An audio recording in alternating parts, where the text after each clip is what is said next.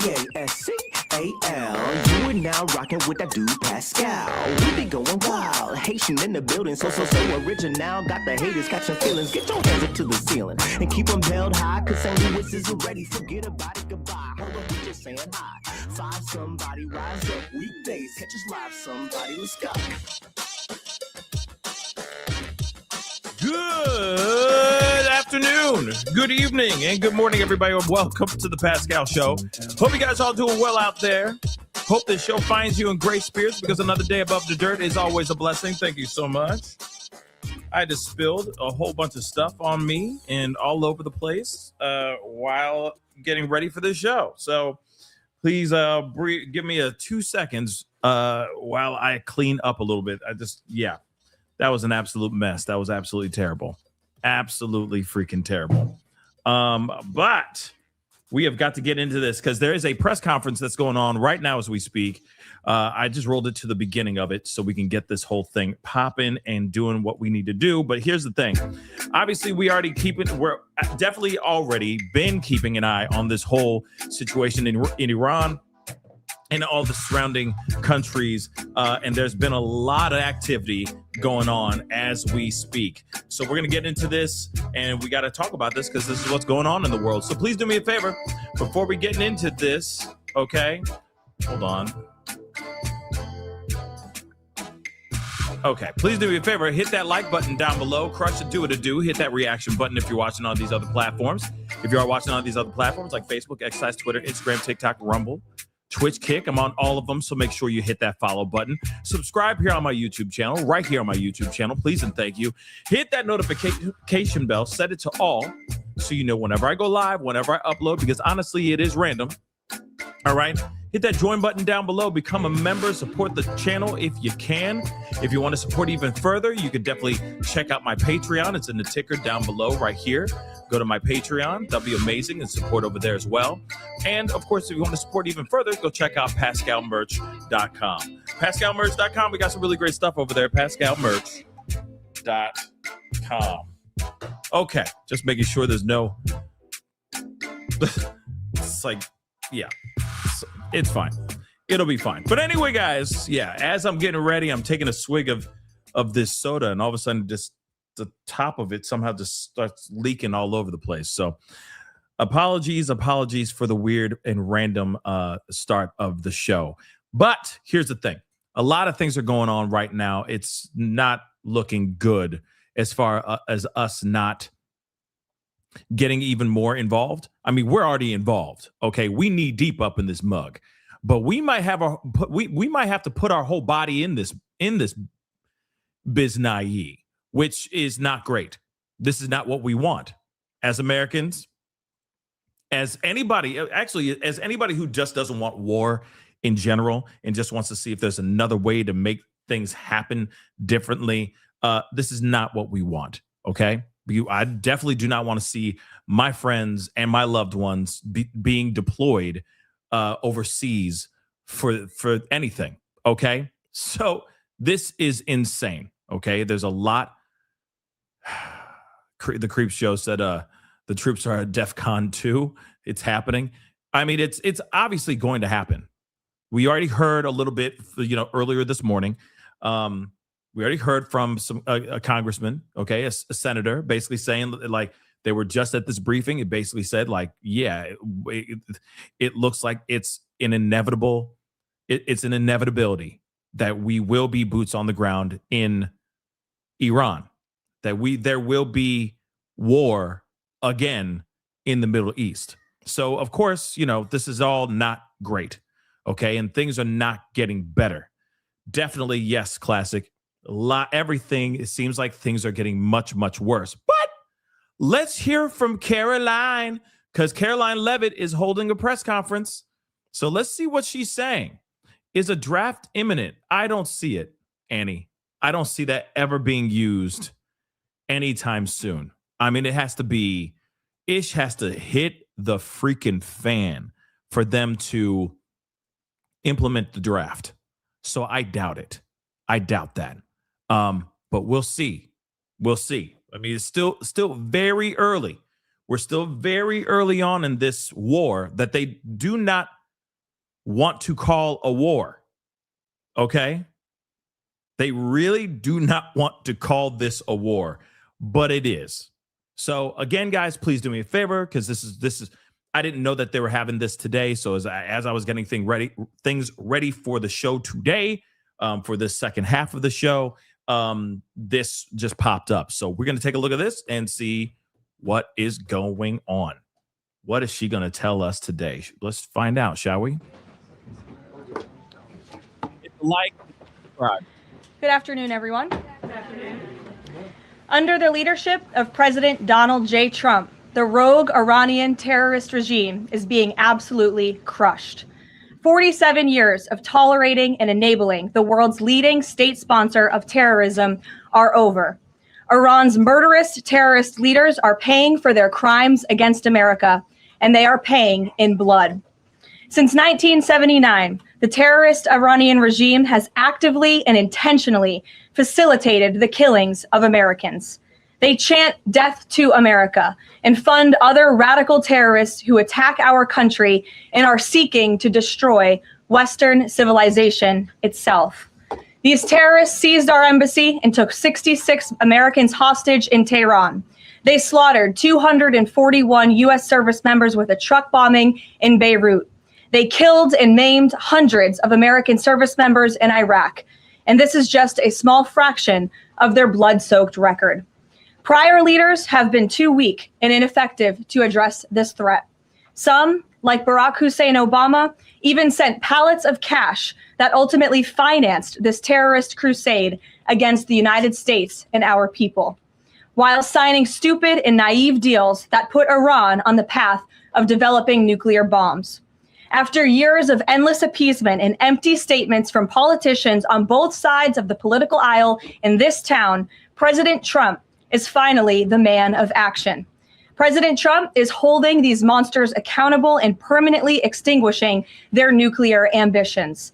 Future generations of Americans will look to this moment as the moment where the specter of a nuclear armed Iran ended. At the beginning of Operation Epic Fury, launched last weekend, President Trump laid out clear objectives to the American people on what the U.S. military seeks to accomplish through these major combat operations. Number one, destroy the regime's deadly ballistic missiles and completely raze their missile industry to the ground. Number two, annihilate the Iranian regime's navy. And so far, we have destroyed more than 20 Iranian ships, including their top submarine last night, using a torpedo for the first time since World War II. There is not a single Iranian ship underway in the Arabian Gulf, Strait of Hormuz, or the Gulf of Oman. Number three, Operation Epic Fury will ensure the regime's terrorist proxies in the region can no longer destabilize the region or the free world and attack our armed forces. And thus far, Iran's proxies are hardly putting up a fight. Number four, this mission will guarantee that Iran can never obtain a nuclear weapon. It's safe to say that thus far, Operation Epic Fury has been a resounding success. American forces have struck more than 2,000 targets, destroying hundreds and hundreds of ballistic missiles, launchers, and drones. As the Department of War said this morning, we expect to have complete and total dominance over Iranian airspace in the coming hours, clearing the skies for our brave warriors to continue achieving these noble and long sought-after objectives. There's been a lot of misreporting and intellectual dishonesty from the American media on why President Trump decided to launch this operation. So let me remind you, Operation Midnight Hammer, which took place last June, obliterated Iran's 3 major nuclear sites. Yet the terrorist Iranian regime has remained fully committed to rebuilding its nuclear program. How do we know this? Because Iran has pursued this path of war and violence despite President Trump dispatching 2 of his top and most trusted negotiators to engage in exhaustive and good faith negotiations to try and reach a deal. And the world knows this president's preference is always peace and diplomacy first. Look no further than the 8 additional global conflicts he has ended in the past year as proof. Unfortunately, the terrorist Iranian regime refused to negotiate in good faith. They chose this path of violence and destruction, and they are reaping the consequences of their horrible decision. The regime did what they always have done. They lied, they delayed, they tried to string the United States of America along. They wanted to buy themselves time to continue building ballistic missiles and other deadly weaponry that could harm our U.S. personnel and troops in the region, and to continue aggressively pursuing their unacceptable nuclear ambitions. U.S. negotiators offered to lift crippling sanctions on Iran and even provide nuclear fuel to Iran at no cost to support a civil nuclear power program. They additionally had the opportunity to accept U.S. support as an investor in potential projects to develop peaceful nuclear energy together under a mutually agreed upon framework. Yet in response, Iran would have to forfeit their enrichment capacity once and for all. But Iran rejected. They accepted none of these generous and unprecedented offers by the United States. Simply put, they refused to say yes to peace. And their refusal made clear that their number one priority was building a nuclear weapon with which to threaten the United States of America. Again, the country they have been chanting death to for nearly 5 decades. Let me state this again clearly. Iran rejected the path of peace because the terrorists in charge of this regime wanted to build nuclear weapons to use against Americans and our allies. President Trump made the determination, a courageous determination and decision, that the path the United States was on with Iran had only one outcome: massive death and destruction at the hands of a nuclear-armed terroristic regime. That path of death and destruction and threats against the American people have ended with Operation Epic Fury. Operation Epic Fury has forged a new path that will better ensure the security of the United States and our people. The terrorists made a bet that President Trump would be like many of his predecessors, that he would just talk and he would refuse to enforce his clear red lines. But that has proven to be a catastrophic error in judgment. When President Trump makes a threat, and I have reiterated that threat many times from this podium to all of you over the past year, President Trump does not bluff. The president's words are backed up by the mightiest warriors in the world who possess the most sophisticated capabilities this world has ever known. 49 and counting of the most senior Iranian regime leaders, including the supreme leader, have already been wiped off the face of the earth. Make no mistake, killing these brutal terrorists is good for America and makes the world a much safer place. I want to also extend our prayers and condolences to the families of the 6 U.S. military service members who have been lost in Operation Epic Fury. These heroes represent the very best among us. They laid down their lives in defense of our country, and we will never forget their legacy or their sacrifice. As the president said, we grieve for these American patriots and their families as we continue the righteous mission for which they gave their lives. President Trump intends to attend the dignified transfer of these American heroes to stand in grief alongside their families. I understand the Department of War is working on scheduling this transfer, and we will provide updates at the appropriate time. Finally, the Trump administration is also doing everything within our power to protect Americans in harm's way. Since the launch of Operation Epic Fury, more than 17,500 Americans have safely returned home from the Middle East, with over 8,500 American citizens returning home to the United States just yesterday alone. If you are a U.S. citizen in the Middle East looking to return to the United States, the Secretary of State asks that you please register with the State Department at step.state.gov. The State Department will identify where you are and provide travel options directly to you. The administration is already rapidly chartering flights free of charge and booking commercial options, which we expect to become increasingly available as time goes on and the success of this mission further comes to fruition. I know the President and Secretary of State Rubio have been in touch as well with our allies in the region directly about this problem, making it clear that it is a priority of the United States of America to bring every American home. The Trump administration will not rest until every American is home safely and until the terrorist threat from Iran has been completely destroyed. With that, I'll take your questions. Eric, why don't you kick us off today? Thank you for being here. Thanks so much, Melanie. It's great to be here. As you mentioned, Iran's regime, its leadership has largely been decimated. Do we have a sense right now of who is actually calling the shots in Iran? And we're also hearing reports that the Supreme Leader's son may be named his successor. Do you have any more information about that? I just had a quick follow-up as well. Sure. We've seen those reports as well, of course, and this is something that our intelligence agencies are closely monitoring and looking at. The truth is, we'll have to wait and see. The president has said repeatedly that the objectives of Operation Epic Fury are the 4 military objectives that I laid out for you previously: to destroy Iran's navy, to destroy their ballistic missile capacity, to ensure their proxies in the region can no longer harm Americans, and to also ensure that they can never obtain a nuclear weapon. As for what comes next for Iran, the president has said, of course, it's a good thing for the United States to want freedom for the Iranian people, and ultimately we hope that freedom rests in their hands. Caroline, we see the Arab and Muslim nations coming under fire as well. President Trump's vision for the region has been to bring the Arab and Muslim nations to the table together, Abraham Accords, obviously, with Israel. If this regime topples, could we see a new day in the region and really a new Middle East come out of this when the dust settles? Well, the greatest deterrent to true and long-lasting peace in the Middle East has always been the rogue Iranian terrorist regime. And our Arab and Gulf partners in the nation admit that, as well as, of course, our close friend and ally Israel.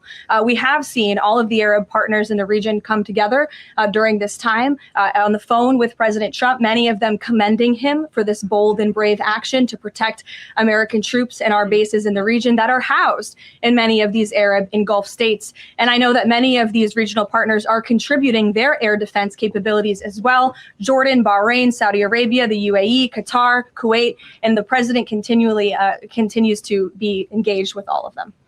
Welcome. Garrett. Also have two, Phil, humor me. Axios, I think, was the first to report this morning this phone call between the president and Prime Minister Netanyahu, saying that Netanyahu had given the U.S. this information about where the Ayatollah would be and that he'd be with his deputies on Saturday.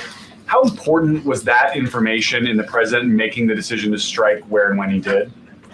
I think it was important with respect to the timeline. But I think the president, prior to that phone call, had a good feeling that the Iranian regime was going to strike the United States assets and our personnel in the region. And the president was faced with a choice. Does the United States of America use our military and our capabilities to strike first, to take out this threat that has been threatening our country and our people for 47 years? Or is he going to, as commander-in-chief, sit back and watch as the rogue Iranian regime attacks our people in the region? That's obviously an unacceptable decision. For the second choice there is unacceptable to the president, which is why he made this decision. As for where the Ayatollah was going to be, that obviously had an impact on the timeline of the operation, but not quite the president's decision in its entirety. And then on the way the public is viewing this, we were sitting here last week. I asked you if the president was going to make this a big part of the State of the Union, if he felt like he had to sell the possibility that he'd do strikes like this. We're now 5 days on. He hasn't done kind of the traditional speech to the nation part of it. Does the president believe the country supports the actions that he's taken so far in Iran? I think he does. And I think the president knows the country is smart enough to read past many of the fake news headlines produced by people in this room that this action was unjustifiable. Again, this is a rogue terrorist regime that has been threatening the United States, our allies, and our people for 47 years. And the American people are smart enough to know that. And they've also been smart enough to listen to the president himself, not just over the past year in this second term, but during his first term as president, and also for the past 40 years of his life. This is a president who has been remarkably consistent on this issue, that Iran can never obtain a nuclear weapon. And the president tried peace through diplomacy exhaustively and extensively. He and his team gave it their best go, and the president ultimately came to the determination of that peace was not a pursuable path. The Iranian regime, they want death, they want destruction, they want to kill Americans, and that's unacceptable to this president. It's intolerable to him as commander-in-chief. Jackie. Thank you, Caroline. Obviously seen the update from the State Department on the 17,500 Americans that have already come back, including some 8,000 just yesterday. There are still 6,000 that are looking to get out, as I understand it. And just in the context of what you just told Garrett about the president's decision on a timeline, if he had decided to do this strike before receiving, the specific intelligence about the meeting on Saturday, should there have been more done in advance of the strikes to try to get those Americans in the region resources and information to get home before day 3 of the war? There was many signs put out by the State Department, and I wish that everyone in this room would report on them.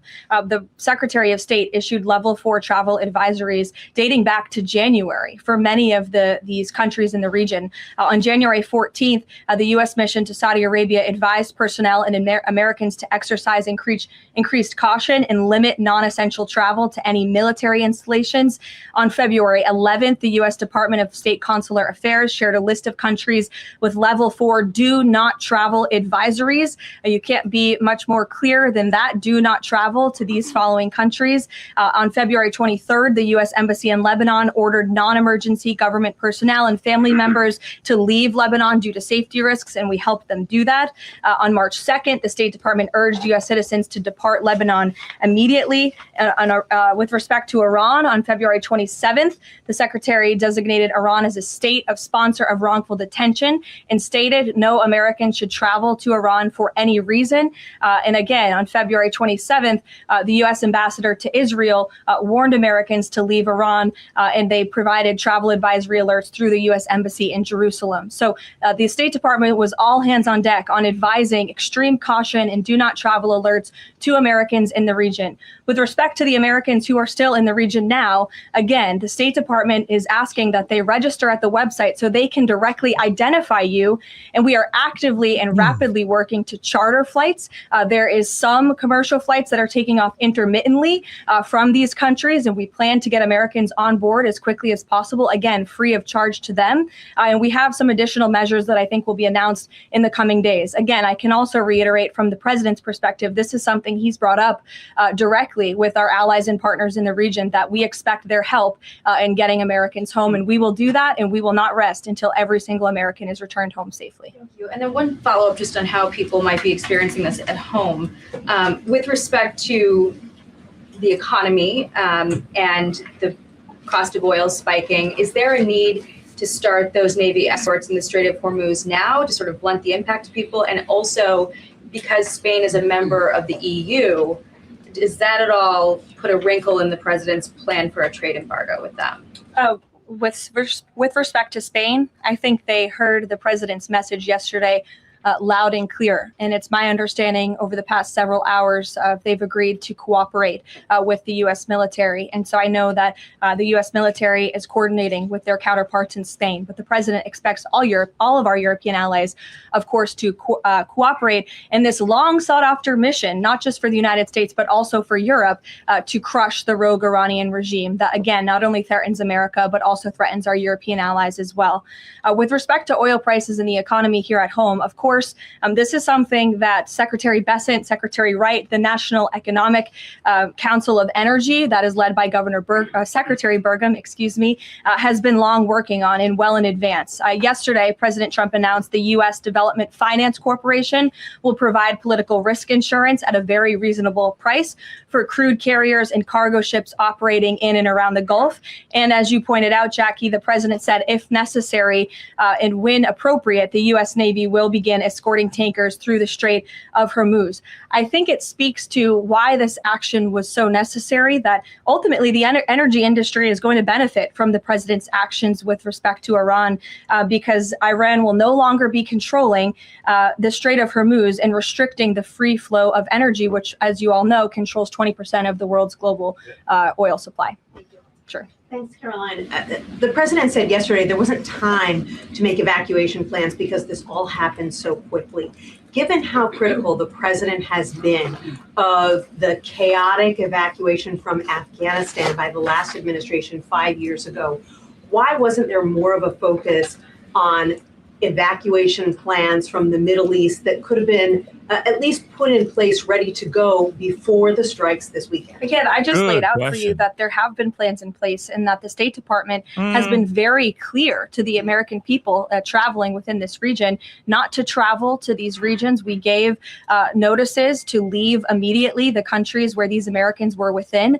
And unlike the previous administration, we actually have a number. We actually have identified the number of people in the region who have requested help. We are in direct contact and engagement engagement with them. And you have to keep in mind, there's a few thousand people who have requested assistance to come home in comparison to the millions who we understand are in the region. So we will help every single American who wants to come home if they're making that request of the State Department. Americans who called the State Department hotline as recently as last night were being told, we can't help you, you have to make your own plans. Well, the line was updated, and I expect every single person in this room to report on that accurately so that information can be relayed appropriately to your audiences and to the American people. I think as journalists, you all have a responsibility to let them know that the line has been updated accordingly with the proper guidance, because I saw many people in this room very quick to do selfie videos with the line yesterday, but not so quick to report on the corrected message today.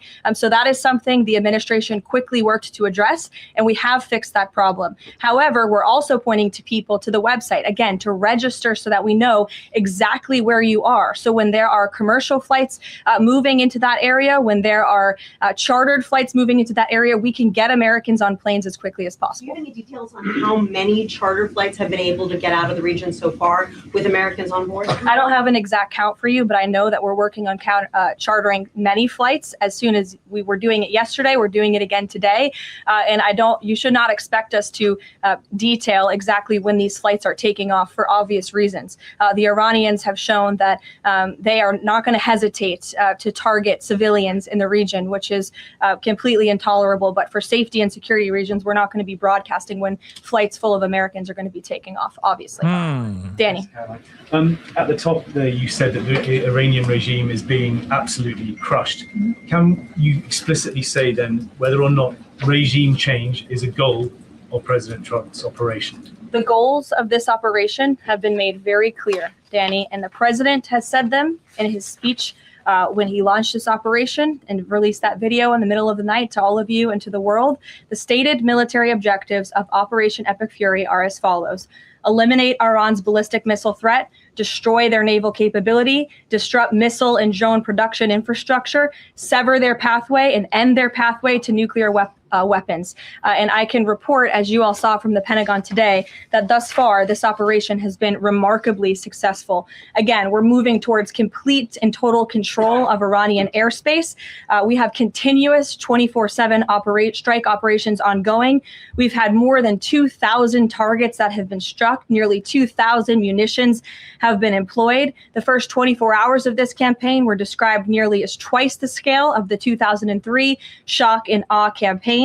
And we've seen that the enemy, the Iranian rogue regime, their retaliatory strikes against the United States and the threat reduction has reduced significantly. If you look at the Iranian ballistic missile launches, they're down 86% from day one levels. So while the United States military continues to increase its complete dominance over this rogue regime, they are weakening day by day. Regime change is not a phrase that you would want to use. Again, Operation Epic Fury, I just detailed the goals and objectives of this very quickly. But obviously, as the president has said numerous times, do we want to see Iran being led by a rogue terrorist regime? No, of course not. So any day the United States of America is taking out a terrorist is a good day for our country and a good day for our people. So given that point that you just make about the United States wouldn't mind seeing the government overthrown, certainly President Trump has talked about wanting to see Iranians overthrow the government. Has the president considered at all kind of how he views a U.S. role, if any, in Iran post-conflict? I think it's something the president is actively considering and discussing with his advisors and his national security team. But again, right now, the focus minute by minute, hour by hour, day by day is on ensuring the quick and effective success of Operation Epic Fury. Sure, go ahead. I want to ask you about the U.S. munitions I stockpile. don't even know who's speaking because I wasn't looking at you. You can ask a question and then I'll go to you. I want to ask you about the U.S. munitions stockpile. President Trump posted on Truth Social on Monday that the U.S. still has a good supply of weapons, but that we're not where we need to be. What does he mean by that? And does President Trump then want to ask on Congress to pass a supplemental to increase funding for missile interceptor systems like the ones being used to defend U.S. bases in the Middle East from Iranian missiles? I don't have any updates for you on congressional asks from the president. As you know, under this president, we have significantly increased our defense budget, which is a good thing for the United States, for our national security, and for protecting our homeland. With respect to munitions, ammunition, weapon stockpiles, the United States of America has more than enough capability to not only successfully execute Operation Epic Fury, but to go much further. And we have weapon stockpiles in places that many people in this world don't even know about. However, the president in that post was pointing out that unfortunately, we had a very stupid and incompetent leader in this White House for 4 years who gave away many of our best weapons for nothing, for free, to another country very far away by the name of Ukraine. So the president was pointing out how that was an unwise decision, but nevertheless, don't doubt the strength and the might of the American military. And I will also add, President Trump has rightfully been calling on defense contractors in this country to rapidly and aggressively produce American-made weapons because they are the best in the world. And the president always likes to get things done as quickly as possible. And so he's been quite vocal in his efforts to try to speed up our defense industry to protect our homeland. Caroline, Go ahead. Caroline, could you tell us about the president's current thinking about ground troops and whether they could be used if they were to be sent into Iran? What would they be used for? What's the situation of that? Well, they're not part of the plan for this operation at this time, but I certainly will never take away military options on behalf of the president of the United States or the commander-in-chief, and he wisely does not do the same for himself. I know there's many leaders in the past who like to take options off of the table without having a full understanding of how things could develop. So again, it's not part of the current plan, but I'm not going to remove an option for the president that is on the table. Sean. Did the United States airstrike a girls' elementary school and kill 175 people? Not that we know of, Sean, and the Department of War is investigating this matter. And I would just tell you very strongly, the United States of America does not target civilians, unlike the rogue Iranian regime that targets civilians, that kills children, that has killed thousands of their own people in the past several weeks, and uses propaganda quite effectively. And unfortunately, many people in this room have fallen for that propaganda. So I would caution you from pointing the finger at the United States of America when it comes to targeting civilians, because that's not something that these armed forces do. Reagan. Caroline, prior to the Iran conflict, the SAVE Act was really the focus of the news cycle. Is the SAVE Act still a priority for the administration? Absolutely. Could you just provide an update on the administration's talks with Congress to get the SAVE Act through? SAVE Act is absolutely still a priority for this president and the administration. The focus, of course, of much of the president's time right now is on ensuring the success of Operation Epic Fury, but the president can walk and chew gum at the same time, and he's very much continuing to focus on the issues that matter here at home for the American people, including the passage of the SAVE Act, including on bringing down the cost of living, which is why you'll see the president in about an hour and a half at the Ratepayer Protection Pledge Roundtable, where he will be sitting with big tech companies, with AI companies who are building in communities across the country and have pledged to pick up the cost of the electricity tab in these small towns and communities across the country, which is a great thing for American consumers. So you'll be hearing from the president directly on this very important domestic agenda item later this afternoon. And it's something that he mentioned in his State of Union address. So check it off the list as another promise made and kept by this president. Sure, go ahead. Thanks, Caroline. I just wanted to get back to Danny's question. So those 4 objectives that you read out do not explicitly include regime change. If those objectives were achieved and the Islamic Republic still existed, would that be an acceptable outcome? That's a hypothetical question that I'm not going to engage in. Again, right now, the president and the commander-in-chief are focused on executing the success of Operation Epic Fury, which we are already doing so in a very tremendous and impressionable way. Stephen. Thank you, Caroline. 2 questions. The Trump administration reportedly is considering arming Kurdish forces in the hopes of inspiring a popular uprising in Iran. Can you comment on that report? I can comment on the fact that the president has held many calls with partners, allies, and leaders in the region, in the Middle East. He did speak to Kurdish leaders with respect to our base that we have in northern Iraq. But as for any report suggesting that the president has agreed to any such plan is completely false and should not be written. President Trump was saying yesterday that he is okay with someone from within taking over in Iran. He spoke about how Venezuela he saw as a successful model where Delcy Rodriguez took over and had a better relationship. Iran's President Pezeshkian, he took office in 2024 as a relative reformer. He's part of a three-man council now replacing the supreme leader. Does President Trump see him as a potential successor who is more pliable? Again, that's another hypothetical, and I haven't spoken to the president about this specific individual, so I don't want to get ahead of him on any assessments that should be made. Thank you. Yesterday, the president acknowledged that oil prices will be a bit high. As for gas prices here in the U.S., what is the admin doing right now to counter that? I mean, should they skyrocket? Is there a plan to help Americans right now with those higher gas prices? And then a second question. On the rash that was on the president's neck, the White House physician said it was a preventative skin cream that he was using, but why is the president using this cream? What are they trying to prevent with this cream? To your second question, I don't have anything additional to add to the physician statement that we provided to all of you on those questions, but I know the statement said that the redness on the neck will dissipate within the next couple of weeks. To your first question about oil prices, thank God we have a president who has exuded American energy dominance over the past year, an administration that is wholeheartedly focused on keeping prices stable as best as we can. Of course, this operation is temporary to protect the homeland, but crude oil prices did fall yesterday. They remain stable today after the president announced steps to ensure the stability in global energy markets. Again, those include the DEC offering reasonably priced political risk insurance and the potential for the U.S. Navy to provide protection for the flow of energy through the Strait of Hormuz. It is the president's belief and his economic team's belief that the economy continues to be very strong. It's robust and will be able to weather any of the temporary impacts of Operation Epic Fury. John. Thanks a lot, Caroline. Just to follow up to that, the timeline for making the Strait of Hormuz safe for oil tankers to transport their oil through the strait, what is that timeline and what can the president do to speed up that timeline? I don't want to commit to a timeline, but certainly it's something that is being calculated actively by both the Department of War and the Department of Energy. They're working very closely. Both secretaries are in all of the briefings on this subject with the president, and this is, again, something they're monitoring. And if and when necessary, the United States Navy will provide assistance to escort oil tankers through the strait. Sure, in the blue. Thank you, Caroline.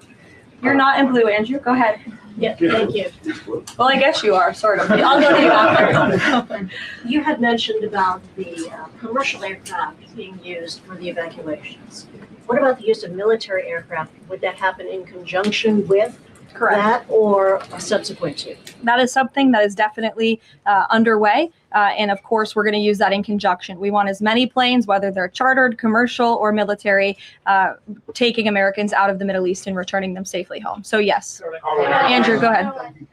You're welcome. At the top of the briefing, you listed a long list of grievances against the Iranian government, going back to the takeover of the embassy in '79, barracks bombing in the 80s, etc. But no one from the administration has laid out the imminent threat that was supposed to be taken care of by this. And the rationales offered by, say, Secretary Rubio, the president's national security advisor, said that the threat was retaliation against American interests from Iran after Israeli strikes. The president says it was his own feeling that Iran was going to attack. Why is it that across the administration you can't say what the imminent threat against the United States was that required us to launch this? And also, Prime Minister Starmer told Parliament today that his reason that he didn't allow the use of British bases was that he was not satisfied that there was a lawful basis and a viable, thought-through plan.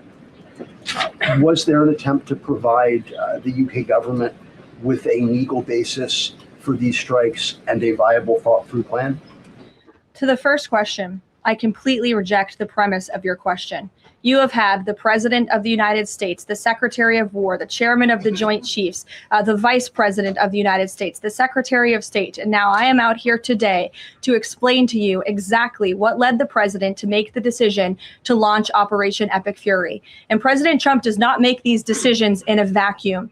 This decision to launch this operation was based on a cumulative effect of various direct threats that Iran posed to the United States of America, and the president's feeling based on fact that Iran does pose an imminent and direct threat to the United States of America, based on the fact that they are the world's leading state sponsor of terrorism, based on the fact that they were rapidly and aggressively building up their ballistic missile program to give themselves immunity within their country alongside their navy, so that inside their country they could continue to create nuclear weapons and nuclear bombs, which would of course pose a risk to Americans in the region and even Americans one day here at home. And then another point on this is the president found that through these extensive, exhaustive, failed negotiations with Iran, that they were hell-bent on death and destruction. So again, the president was not going to be just another president on a very long list who sat back and stood by and passed the buck of this direct threat to the next administration. The president had a feeling, again, based on fact, that Iran was going to strike the United States, was going to strike our assets in the region, and he made a determination to launch Operation Epic Fury based on all of those reasons. And I would like the media to actually report on all of them, rather than just picking sound bites from one person in this administration and saying, oh, they're contradicting the other person. No, again, these decisions are not made in a vacuum. They are made by the president's feeling that Iran was going to strike the United States and our assets in the region, and he was not going to sit back and watch that happen. The determination was made that the president was going to strike first alongside Israel, and that has obviously been proven to be the right decision and an effective one at that. Libby, go ahead. Thank you, Caroline. A two-part question for you. First, has the president spoken with the family members of those U.S. service members that were killed?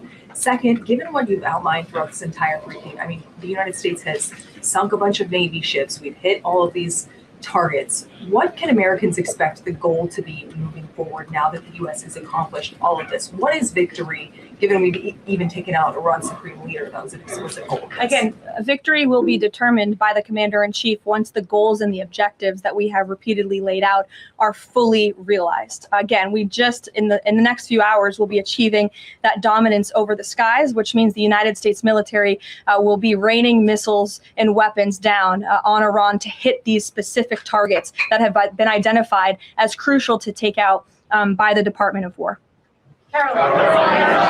John. Thank you so much, Caroline. Has the U.S. posture changed in regard to a nuclear North Korea, given the latest strikes on Iran and the fact that the stated goal is to make sure that Iran is not a nuclear country? I don't have any change in position with respect to North Korea today. Thank you. A quick follow-up. There's been reports that Ali Khamenei's son has been elected as the next supreme leader. Does the administration think that he is a part of the same regime as his father? Would they like people in the country to rise up and get him out of power? There's reports he's been elected, or that he's assuming to be elected. One of the likely options. Pardon me, what was that? That he's one of the likely options, or that he has been elected. Okay, so we'll wait to confirm until someone actually is elected. You just mentioned that the president is going to attend the dignified transfer for these families. Given what Secretary Hegseth said this morning, is it the position of this administration that the press should not prominently cover the deaths of U.S. service members? No, it's the position of this administration that the press in this room and the press across the country should accurately report on the success of Operation Epic Fury and the damage it is doing to the rogue Iranian regime that has threatened the lives of every single American in this room. If the Iranian regime had their choice, they would kill every single person in this room. And so we can all be very grateful that we have an administration and that we have men and women in our armed forces who are willing to sacrifice their own lives for the rest of us in this room and for every American across the country and for every troop that is based in the Middle East. That's what these... Secretary Hegseth was complaining that it was front page news about these 6 service members who were killed. That's not what the secretary said, Caitlin, and that's not what the secretary meant. And you know it. You know you are being disingenuous. There is not... We've never had a Secretary of Defense.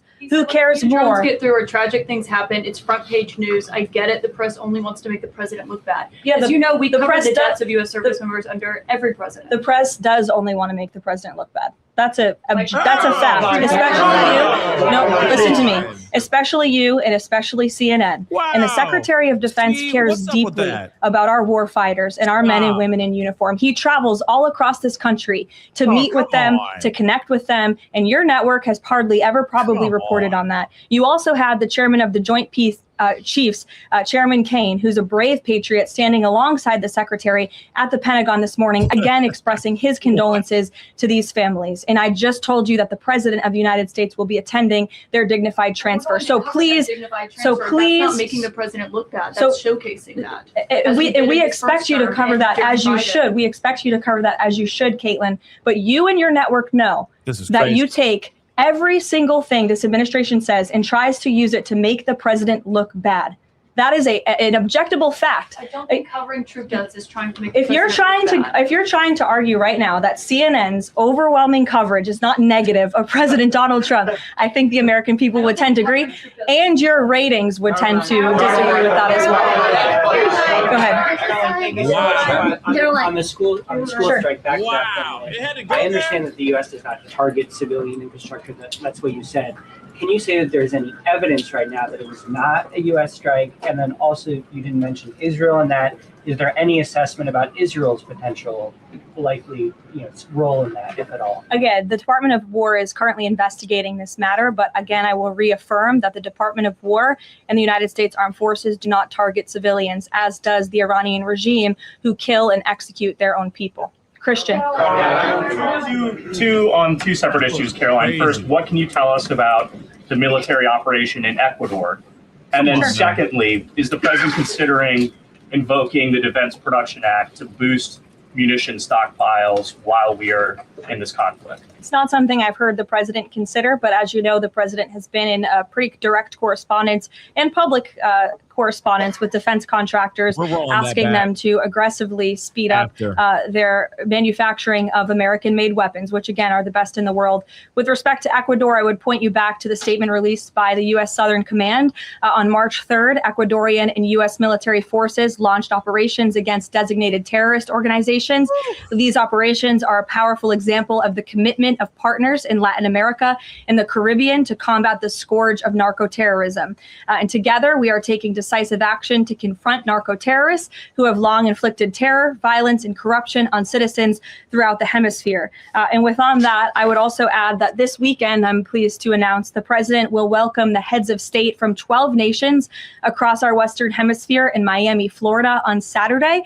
The point of this newfound Latin America summit is to promote freedom, security, and prosperity in our region. The following countries will be in attendance: Argentina, Bolivia, Chile, Costa Rica, the Dominican Republic, Ecuador, El Salvador, Honduras, Panama, Paraguay, Trinidad and Tobago, and maybe some others as well. And the president will be speaking with the leaders of this country who have really formed a historic coalition to work together to address criminal narco-terrorist gangs and cartels and counter illegal and mass migration into not only the United States, but the Western Hemisphere, which remains a key and top priority of this president. Thank you very much, everyone. And you'll see the president yourselves in an hour. Thank you, Caroline. Thank you, Caroline. Oh.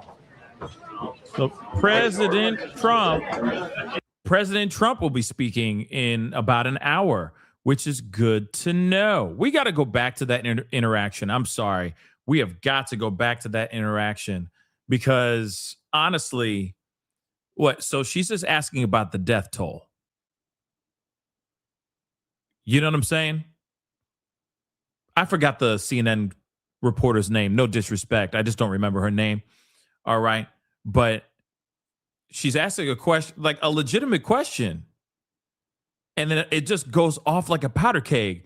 What the hell is going on? What happened here, y'all? Caroline got in her fifis. Oh, also, by the way, have you noticed she stopped using so much lip filler? Have you noticed that? Her lips are much thinner than they used to be. I don't know if it's a pregnancy thing, like she can't have that chemical in her body anymore because she's growing. She is with child, okay? And congratulations to her and her husband. But at the same time, or is it because of the photos of the multiple lip injections? You know that photo from like a couple months ago? It was bad. But Caroline, Definitely in her fifis. It's Caitlin Collins. Thank you, Caitlin Collins. Okay. This is crazy. We just got to watch that one more time. Okay. And then Trump is supposed to be on in an hour. So we will definitely be around to see what he says.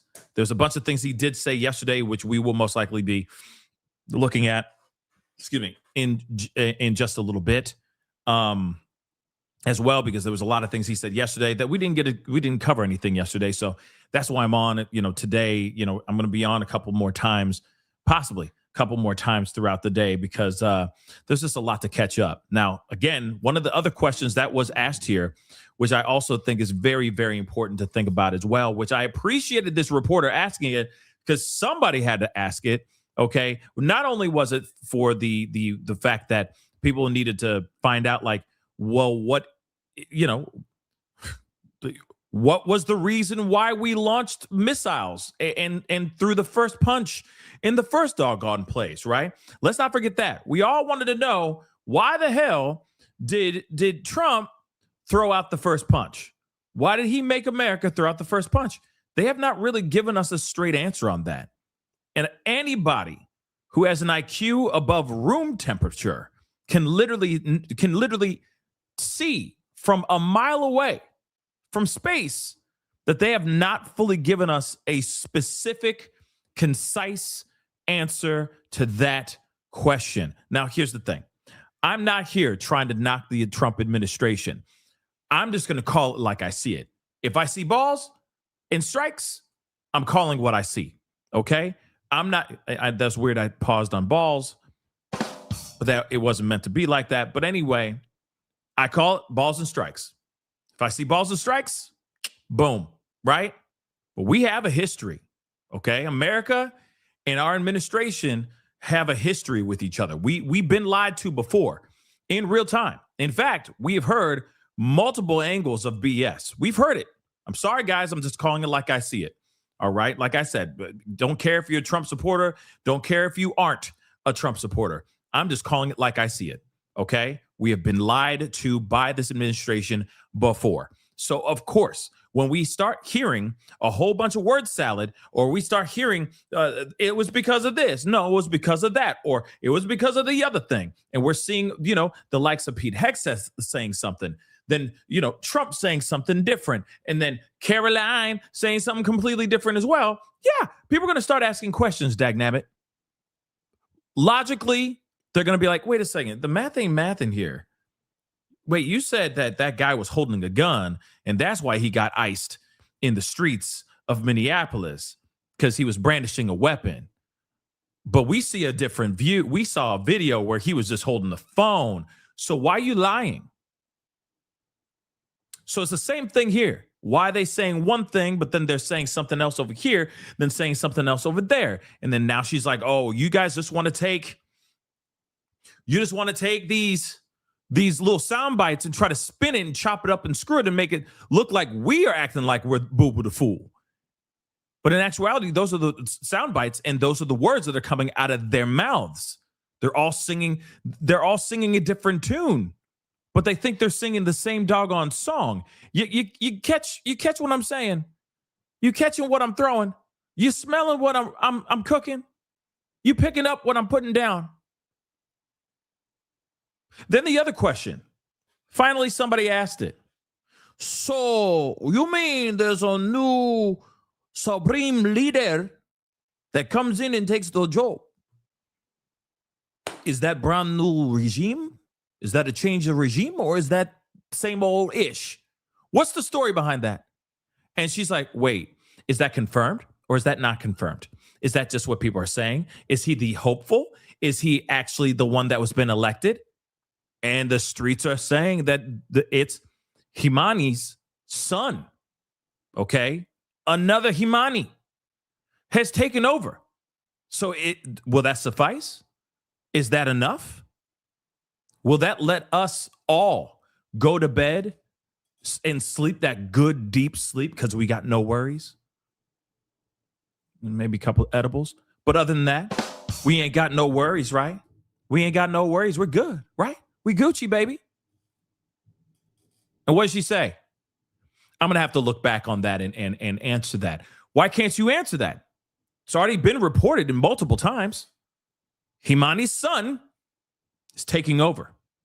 He is now, well, at least reportedly, he is the supreme leader now. He has taken over. Do you realize that this sounds like some terrible movie? Like, you took my dad, you know? And now he has more incentive to try to do terrible and crazy things to American people. The father, and remember, this is the father, Himani, who just got iced just a little bit ago, by the way. He's the one who said death to, America, right? I said it backwards. The big D word to America. He's the one who is saying that out loud. You don't think his son knows about that? You don't think his son grew up? You know what I mean? You don't think Himani, as his son is going to bed while he's 6 years old, finishing reading the cow jumped over the moon and the dish ran away with the spoon. As soon as he gets done, he's like, I love you, little Himani. Love you very much. Don't let the big bugs bite you. Death to America. Good night. You don't think he's doing that before he turns out the lights? Come on now. Think about that for a second. Come on, I'm being dead ass. Think about that for a second. I love you. Did you brush your teeth? Let me smell your breath. Okay, you brushed your teeth. Good job. Good job, baby Armani. My heart. I love you. Good night. Did you say your prayers? Yes, okay. Death to America. Death to America, Daddy. Lights off. You don't think he grew up with that? Come on, man. Come on. Come on. Come on. Think about it. Come on. He's not the right one to take over the regime. That's not regime change. That's a regime adjustment. You know what I'm saying? Come on, man. I'm done. Nobody else sees that? So they can't even answer that question fully. Okay? Can't even. What is GRU? What does GRU mean? What kingdom? What kingdom heist? What is GRU? What is GRU? Just tell me what it is. Okay? I know you're laughing, but what is GRU? Because I see a couple other people putting GRU. It's like, you know what I mean? Lights off. He's growing up with that. Like father, like son. You've heard that before too? Oh, Gru. Thank you. I was like, what are you talking about? Yes, now I get it. Yes. Yes, exactly. So, like I said, you got those two major questions that they could not give us a straight answer on. Okay, she was bending around and just doing us the rigmarole, right? Nothing but BS, right? Regime change, not so much. If he's taking over, it's over. If the son is taking over, there's no regime change. So all this hard work, all the lives that were lost, including the innocent Iranian lives that were just there, that have lost their lives, all the people that have been involved would be for nothing if they're going, we want regime change, but we actually are just getting the son who's been growing up with death to America. Come on. Think about it.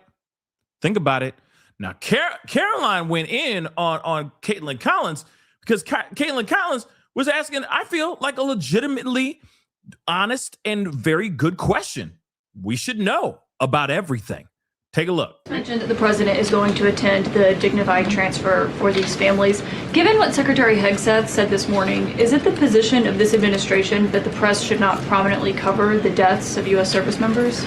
No, it's the position of this administration that the press in this room and the press across the country should accurately report on the success of Operation Epic Fury and the damage it is doing to the rogue Iranian regime that has threatened the lives of every single American in this room. If the Iranian regime had their choice, they would kill every single person in this room. And so we can all be very grateful that we have an administration and that we have men and women in our armed forces who are willing to sacrifice their own lives for the rest of us in this room and for every American across the country and for every troop that is based in the Middle East. That's what the... Did she answer the question? Did she answer the question?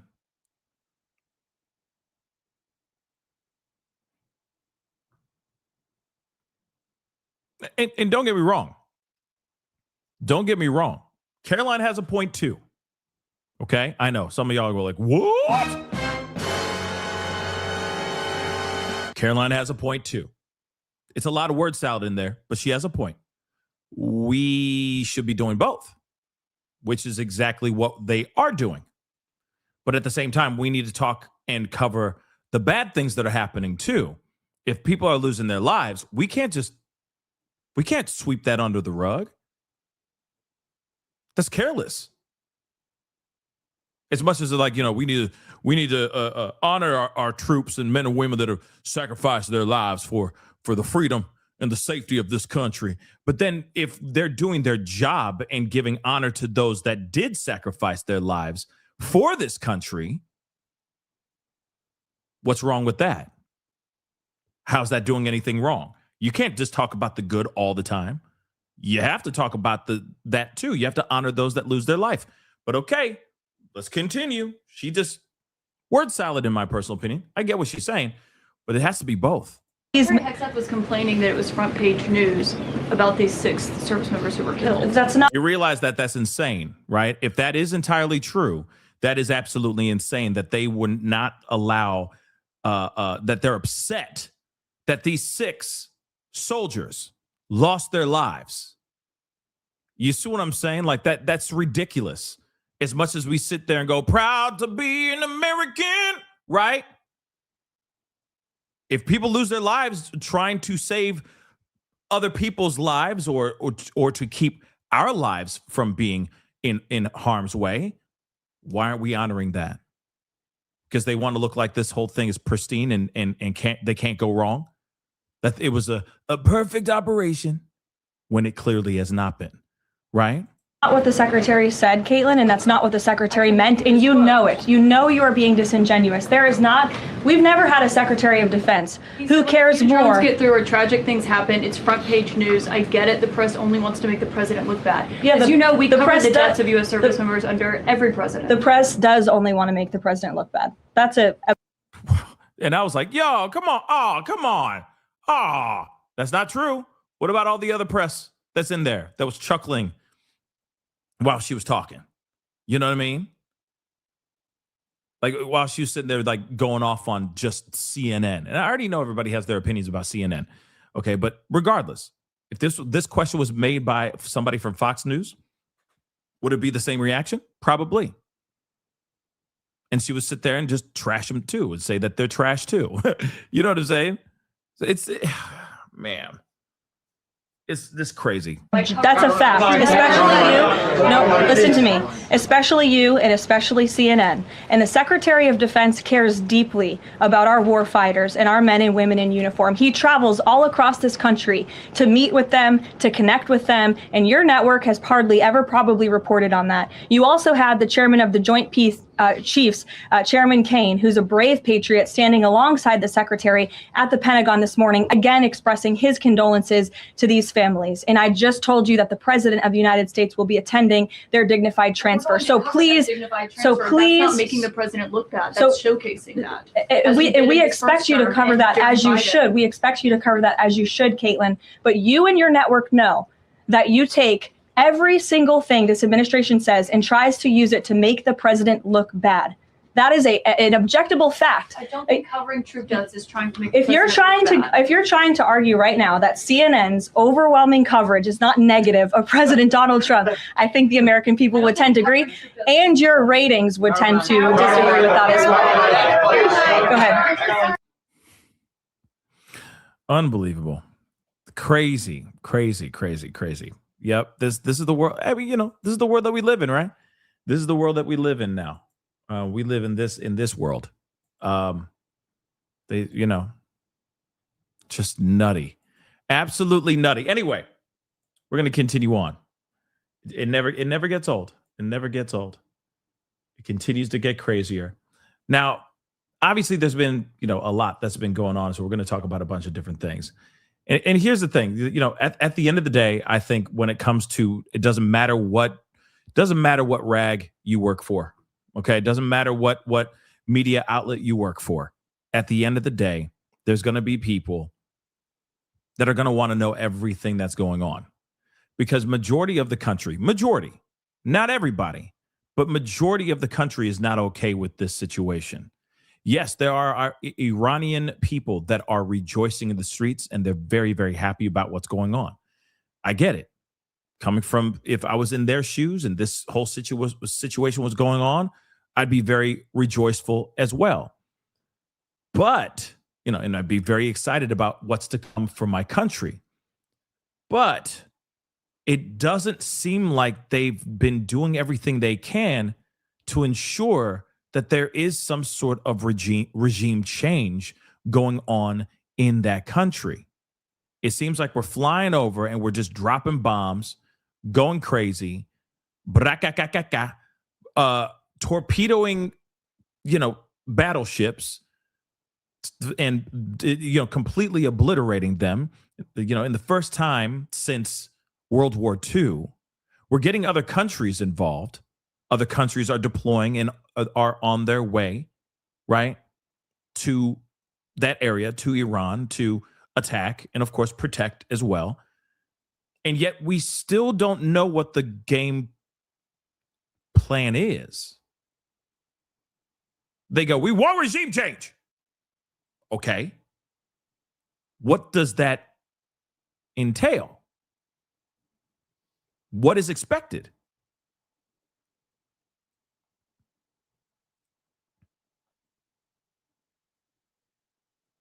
What is expected? What's crazy is because as they do this and they're, dropping bombs and they're going crazy and doing all that, we can't, they haven't really given us a full answer on what they want. America's like, we want regime change, but then they're, it's like, okay, how do we do that? And they're like, I figure you guys will have that figured out, Iran. So we're just going to keep on brakakaing over here, and boom, boom, boom goes the dynamite while you guys figure it out. How about that? Strange. But then you also got us in Ecuador as well. So what exactly is going on here? What's going on here? Star Fury says WW3 is already happening. Yes, WW3 is here. We know. Is it happening? Has it commenced? Is it considered WW3?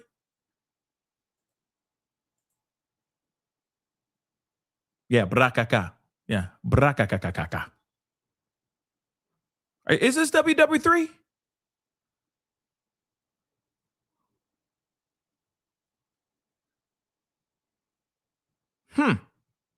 I don't think we're there yet. But if it continues the way it's going, yeah, we're going to be in it. It's definitely percolating, yeah. It's a simmer.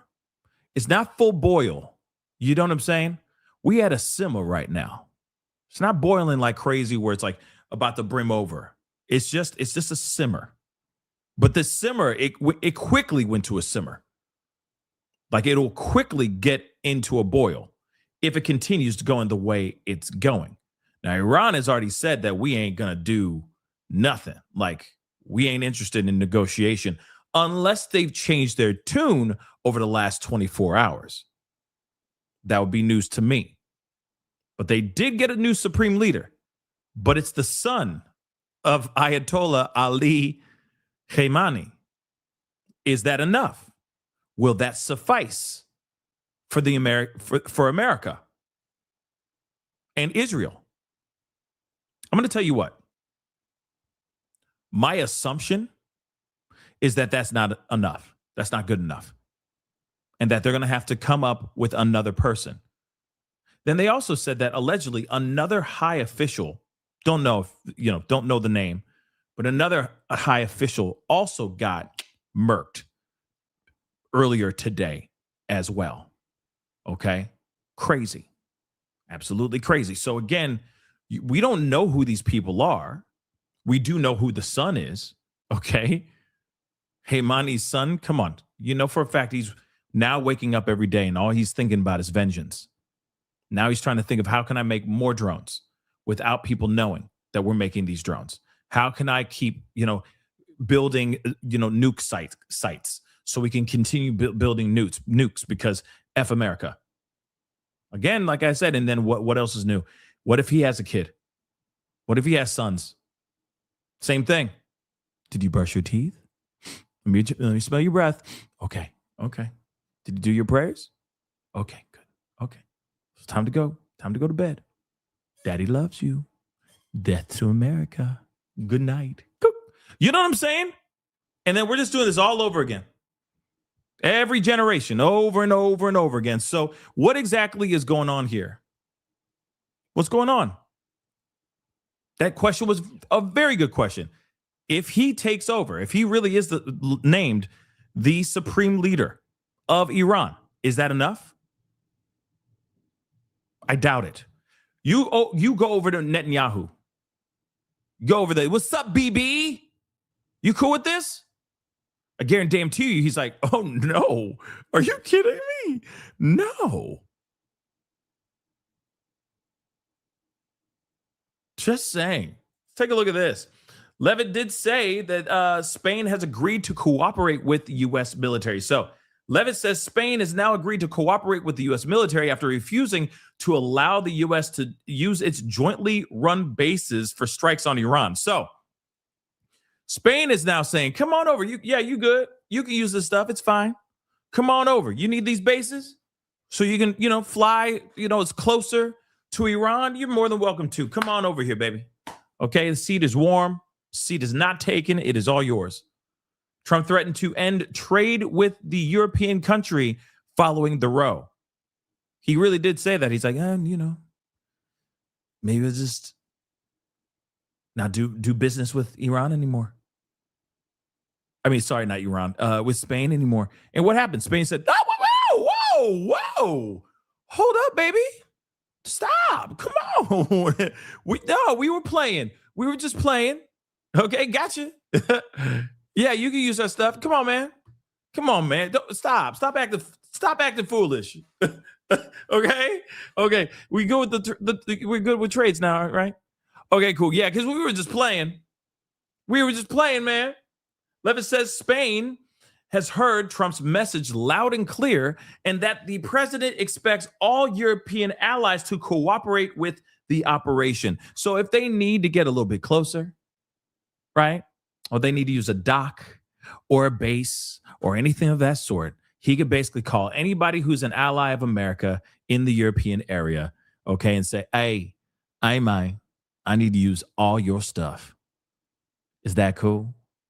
And if they're like, sure, because they really want their French wine, to you really make that money off that French wine and their champagne. What do you think they're going to do?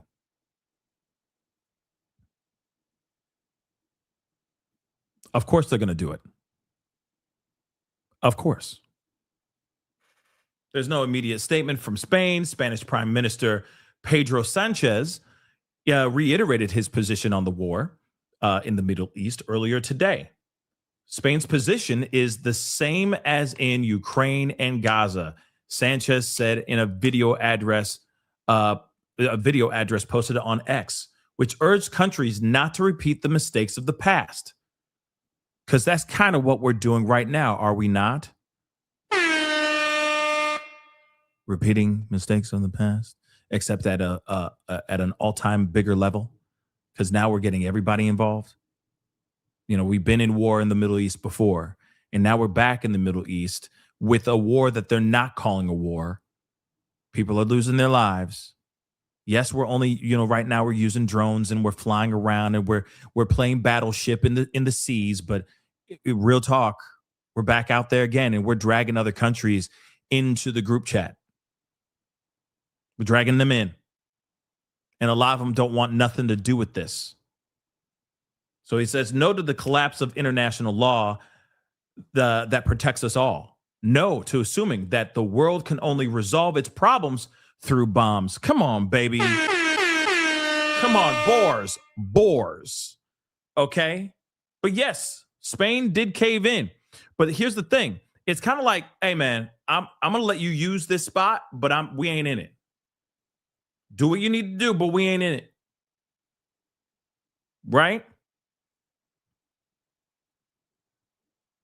Here's the part. See, I'm glad. See, of course they saw all this stuff.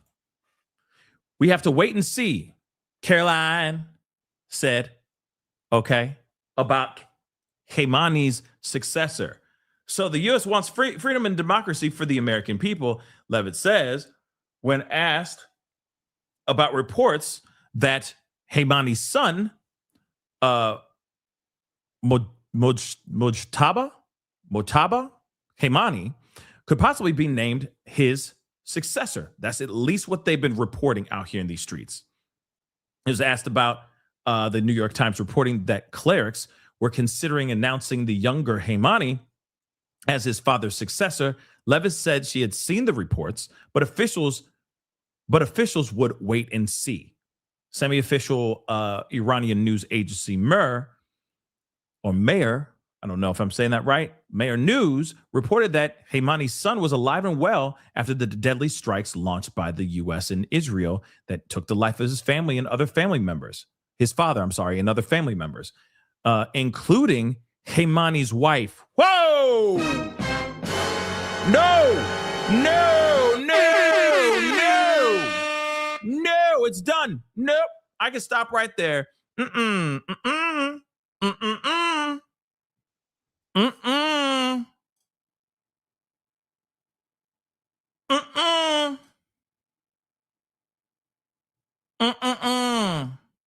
Regime change has not changed.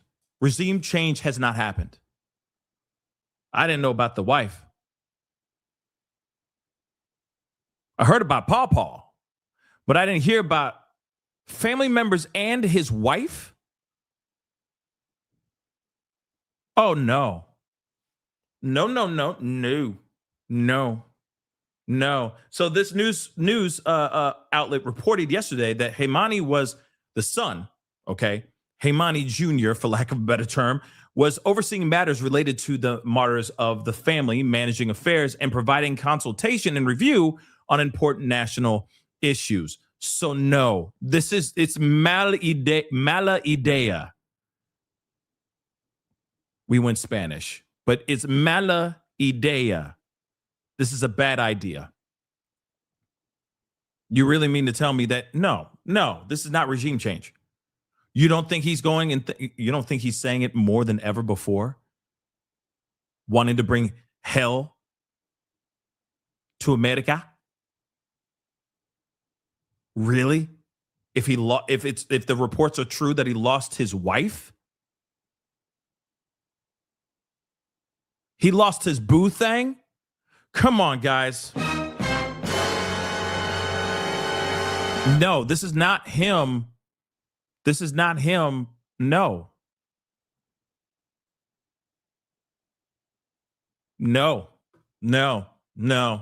That's not regime change. If you ask me, that is not regime change. Okay? It's not. Because you think he's not thinking that more than ever? Wishing ill will on America?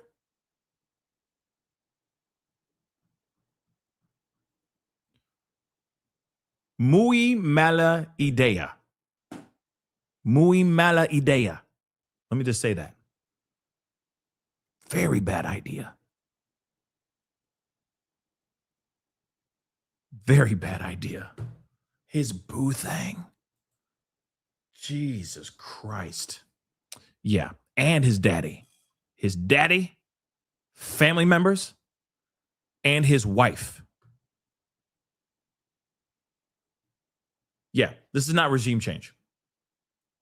But you see what I'm saying? Like, they really need to make a decision on what they consider regime change that's going to be enough for them.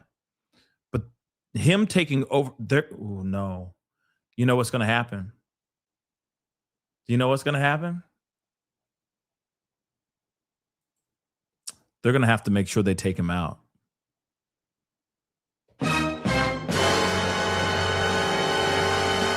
I'm sorry, but they're going to have to take him out.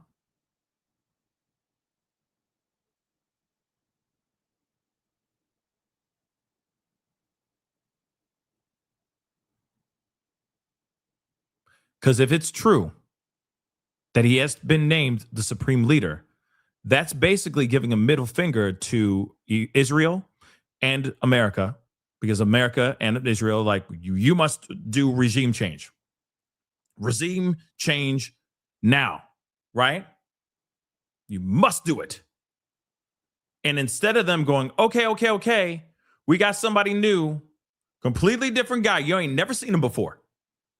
Okay? His name is such and such. They go and they give it to the son of the person that America and Israel jointly assassinated. And he also lost his family, his dad, and his wife. This is a middle finger to us and Israel. If they really, really, really wanted peace and not any issues, then they would give the supreme leader title to somebody else. Not this. So no. If those claims are true, this is very bad. And here's the thing. I'm not surprised. I mean, I am surprised, but I'm not surprised by the reaction, right? I'm not surprised by the decision that they made. I'm not surprised. Clearly, they're not willing to step down. They're not willing to have negotiations or anything of that sort. They're saying F you, and they're continuing to attack. They're still dropping bombs in all these other places. They really are. Iran is still retaliating.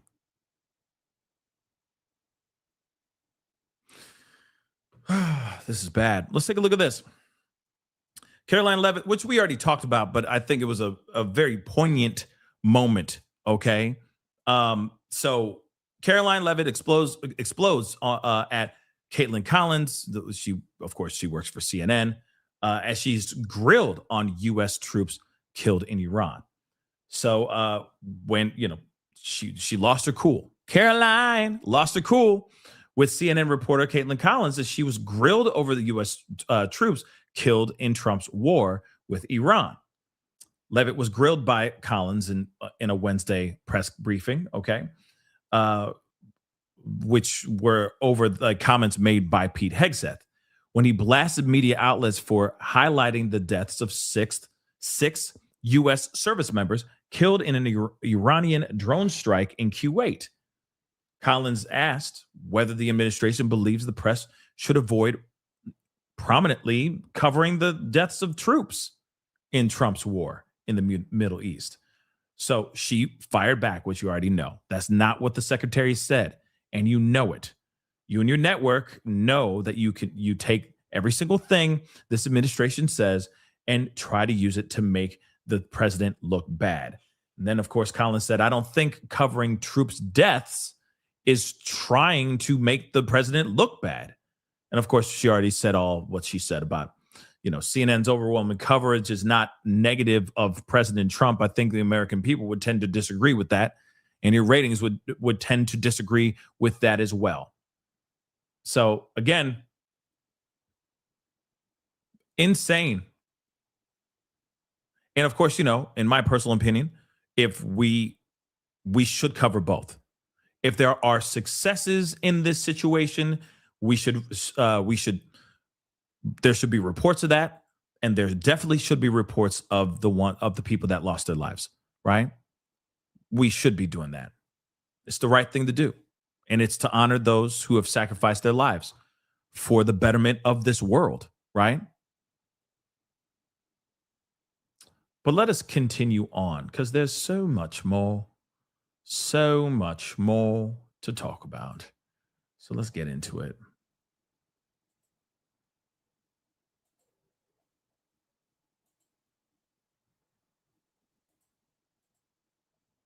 Where the heck? Oh, they're all over here.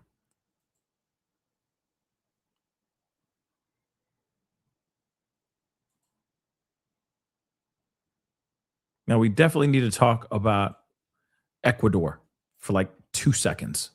All right. Because obviously there's some ish going on in freaking Ecuador. Welcome back to Live Now from Fox. I'm Shauna Kalafi, and we are covering some breaking news out of Ecuador tonight. This is from the New York Times, saying the U.S. conducted joint military operations with Ecuador against designated terrorist organizations. That's according to the Pentagon. U.S. Southern Command also posting this video of the operation on X tonight. The Pentagon, according to Reuters, is saying that Ecuadorian and U.S. forces launched those joint operations to combat drug trafficking, according to U.S. Southern Command, although neither side gave more details on the operation. Southern Command is the U.S. military's combatant command that encompasses 31 countries throughout the South and Central America, as well as the Caribbean. Dang. Ecuador's defense ministry said in a statement it was working with the U.S. in offensive operation and added that the details of this are classified. This announcement comes after the president of Ecuador said Monday that his government would conduct those joint operations with the U.S. and other allies in March, framing this effort as, quote, a new phase against narco-terrorism and illegal mining. And we also have the tweet that came with this video from U.S. Southern Command. They said on March 3rd, Ecuadorian and U.S. military forces launched operations against designated terrorist organizations in Ecuador. The operations are a powerful example of the commitment of partners in Latin America and the Caribbean to combat the scourge of narco-terrorism. They say, together we are taking decisive action to confront narco-terrorists who have long inflicted terror, violence, and corruption on citizens throughout the hemisphere. We commend the men and women of the Ecuadorian armed forces for their unwavering commitment to this fight, demonstrating courage and resolve through continued actions against narco-terrorists in their country.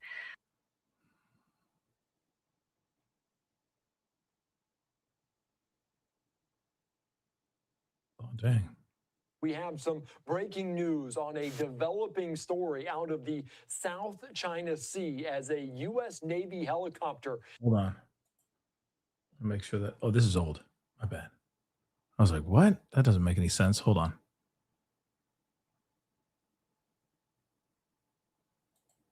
Not fun. So, we have some breaking news on a developing.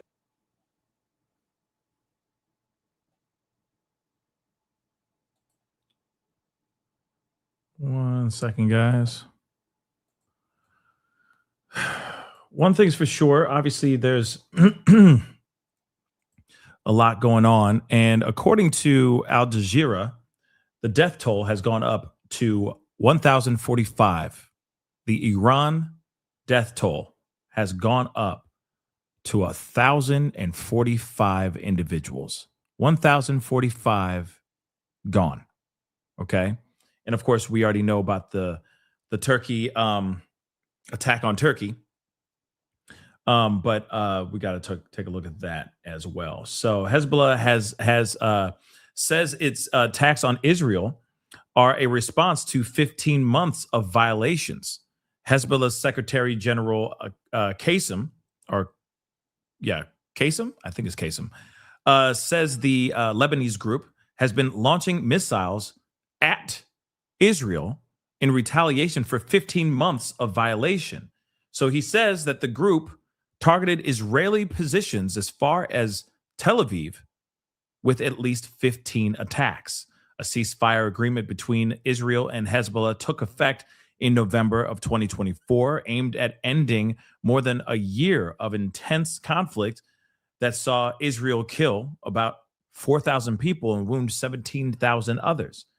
Under the ceasefire, the Israeli army was supposed to withdraw from southern Lebanon in January of 2025, but instead only partially pulled out and continues to maintain a military presence at 5 outposts. So according to the United Nations Interim Force in Lebanon, Israel has violated that ceasefire more than 10,000 times. No clear end objective for U.S. war on Iran. In 2003, the invasion of Iraq was preceded by weeks of persuading the American people of the need to carry out military action. It was debated publicly, although the reasons given were false. Move forward 22 years later, and there has not been a debate. It is a unilateral action announced by U.S. President Donald Trump in a recorded address recorded address in the early hours of the morning. This is a very different set of circumstances. What we have heard from the administration in terms of the rationale from this decision is essentially the military's objective. What we do not have is the end objective. Let me just say that again. What we do not have is the end objective. Sorry. At what stage does he say we have achieved what we wanted to achieve? At what moment? At that moment, that is the gap in information. So, what is the end objective? I think that's very important to know. What the hell is really going on here? What is the end objective? What is the end goal here? What happens if they go regime change and it's a completely new regime? What happens after that, right? How do we know things have been accomplished? Like, I don't want to see a situation where people are deployed out there. We got soldiers in X, Y, and Z, deployed out there, and all of a sudden, it's like Vietnam all over again, which is just one big mess, right? Do we not, when do we know enough is enough? And I think that's the one thing that media has honestly been authentically, genuinely asking. What is the end goal here? And how do we know we've achieved that end goal? What happens when we achieve that goal? Do you leave? Do you make sure that the regime change is done? You keep military, you keep armed, you keep our brothers and sisters out there until that regime is done in a way that you like? Or is it just any regime? As long as Ali Khamenei is gone, is this enough? Do we get to, is that it? The sun takes over, everything's Gucci, we can move on and have a holly jolly Christmas? What is going on, right? U.S. Senator pushes for Iran war resolution before Congress vote. So the Senate is headed toward a vote on Wednesday on President Trump's decision to embark on a war against Iran. The legislation, known as a War Powers Resolution, gives lawmakers an opportunity to demand congressional approval before any further attacks are carried out. They're not going to be able, this is not going to stop anything. I'm sorry. But Chuck Schumer talked about this in a briefing yesterday, talking about, it's a necessary step to get more control, to have control of the situation. And you heard Lindsey Graham earlier this morning basically saying, like, hell no, we ain't changing nothing. This is offensive if you think that what we're doing over there is wrong and that you're going to try to stop the control from happening, right? Stop these attacks from being carried out. You got another thing coming, right? We'll see if it actually sticks, but I doubt it. The Senate resolution and a similar bill being voted on in the House later this week face unlikely paths through the Republican-controlled Congress and would almost certainly be vetoed by Trump, even if it were passed. So, nevertheless, the votes marked a weighty moment for lawmakers. The decision on the 5-day-old war, which Trump entered without congressional approval, could determine the fates of U.S. military members, countless other lives, and the future of the region. Today, every senator, every single one, will pick a side, said Senate Democratic leader Chuck Schumer during a floor speech.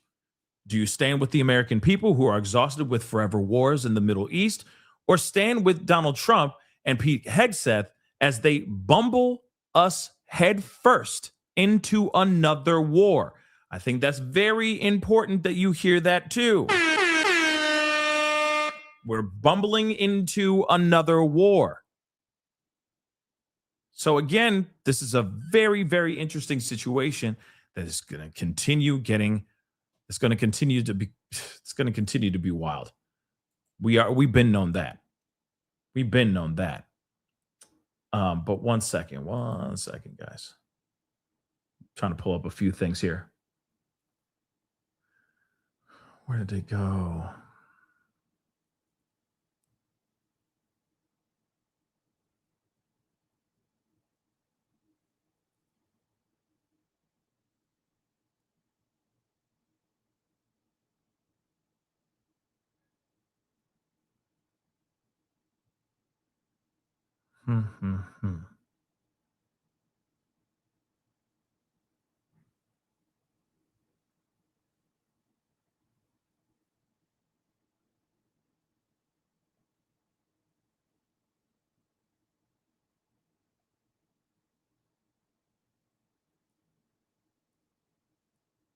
Where the hell did it go?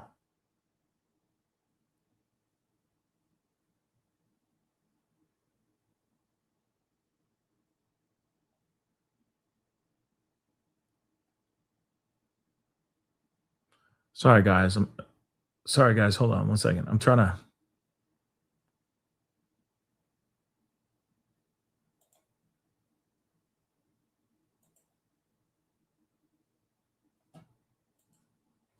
Hold on.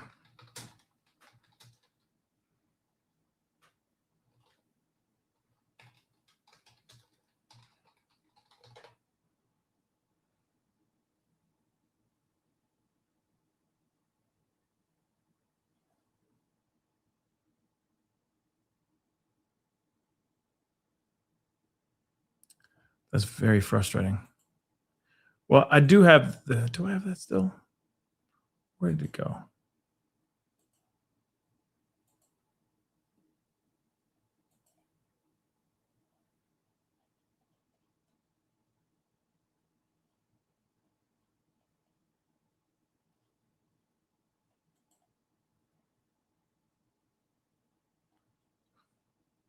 That's so frustrating. I'm trying to find something. I can't find it.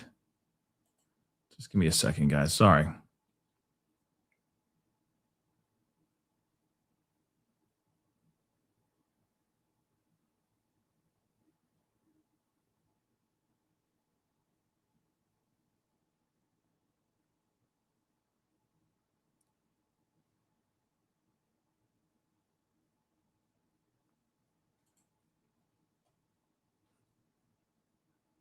Yeah. Apparently he was supposed to, by the way, Trump's supposed to be having a press conference. I guess it was supposed to happen.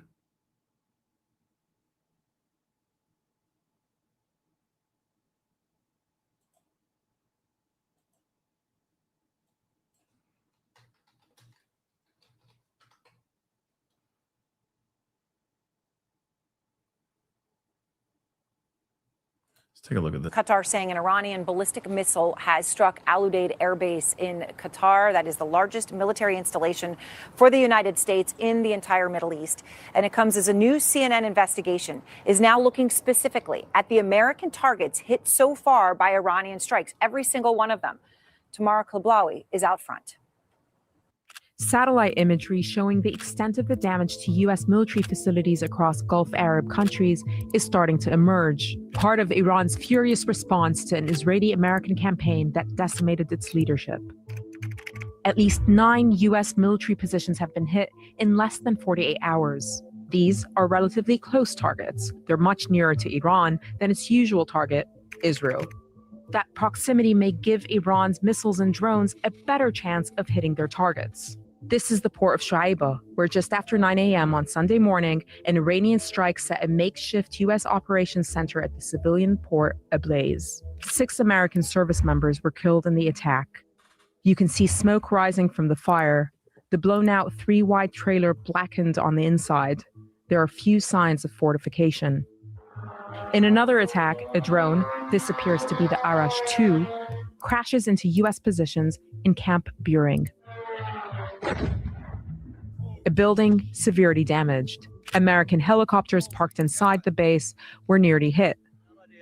In Bahrain, a Shahid attack drone flies into the base that hosts the U.S. Navy's 5th Fleet, one of the largest American naval formations in the world.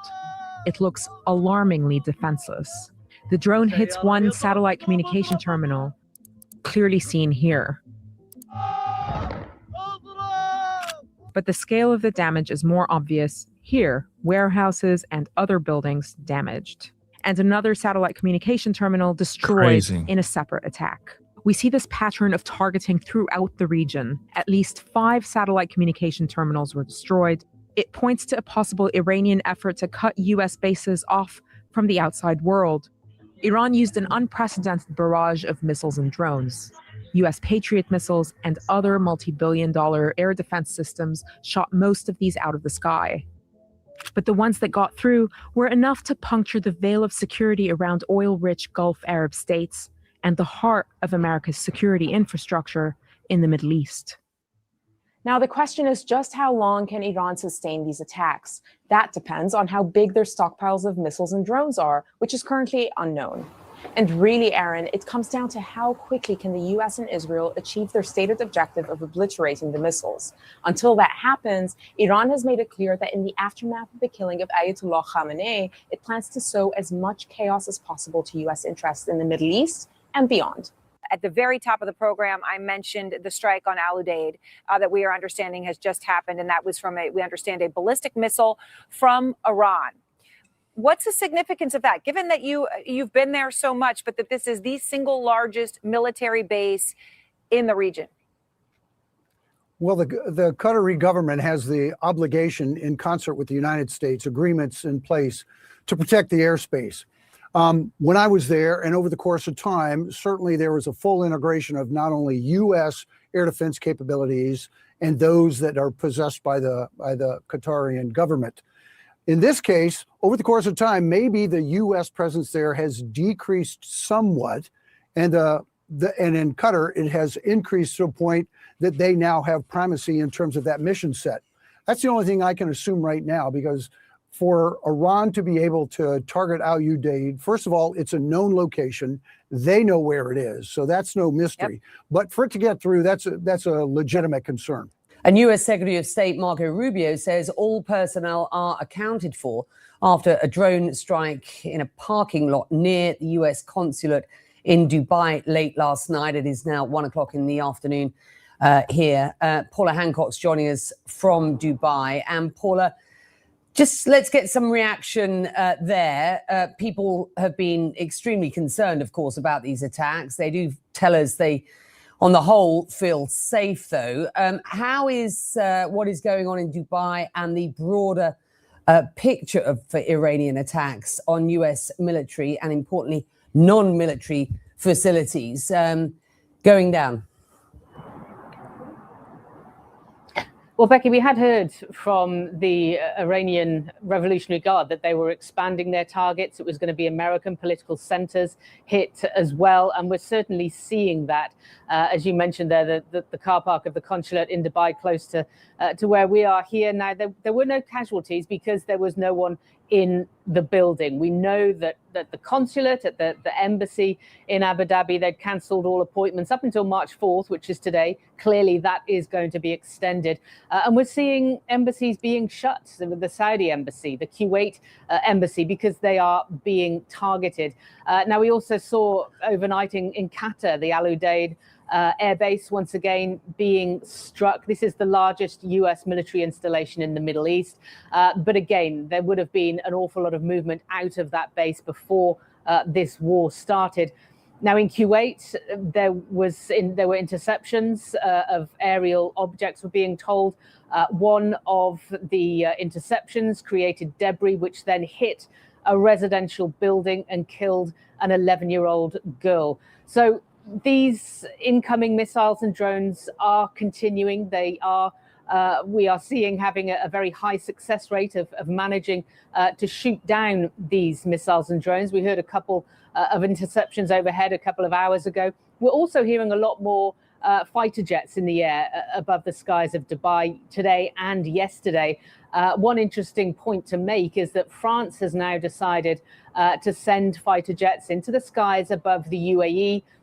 The French minister saying that was to make sure that they could protect their military bases here. They said that a military base in Abu Dhabi had been hit. It's unclear at this point whether they will be actively involved in shooting down missiles or drones, but it just shows that that the number of countries, particularly in Europe as well, being drawn into this war is increasing. France was very critical of the US president for making the decision to go ahead and attack Iran. Nick, I want to talk about what's happening in the region. What are you hearing? Yeah, and Saudi Arabia here in Riyadh. I'm going to pause that for a second because we got more. This is day 5. Just so you guys know, day 5. Here's another thing too. Actually, this is a little bit of a left turn. All right, guys. This is a little bit of a left turn, but this has to do with Nancy Guthrie. We haven't talked about Nancy Guthrie in probably like a week now. And we do need to discuss it. No, it's not been like a week, but it's been like a few days since we've actually like talked about Nancy Guthrie. But there is something like we haven't heard anything about any new updates, but there is an update that I do want to share with y'all. Okay. Real quick. So we do have some breaking news here in the Nancy Guthrie case, and it's not good news at all. So this is according to Michael Ruiz, but I want to share this with you guys. Like I said, I know we're talking about the war in Iran and all that. We're still doing that, but I know a lot of y'all are also following the Nancy Guthrie case and just wanting to know what the hell is going on, and nothing is going on. Okay, so here it is. This is from Michael Ruiz. He's of course a reporter for Fox True Crime, Fox News Digital, and all that. So he says, "Good morning from Tucson. It's been almost a week without any major updates on the Nancy Guthrie case. An armed masked suspected kidnapper, remains at large. A combined reward of over $1 million remains unclaimed," which is true. Okay. So the Pima County Sheriff's Department confirms Anna Guthrie is getting her car back. So that car is obsolete. They've already swept it, done everything they could with that car, but now she's getting that car back. Okay. Here we go.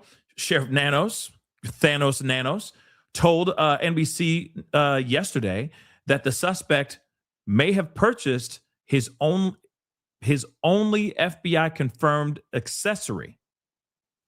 So the backpack, he may have bought that secondhand.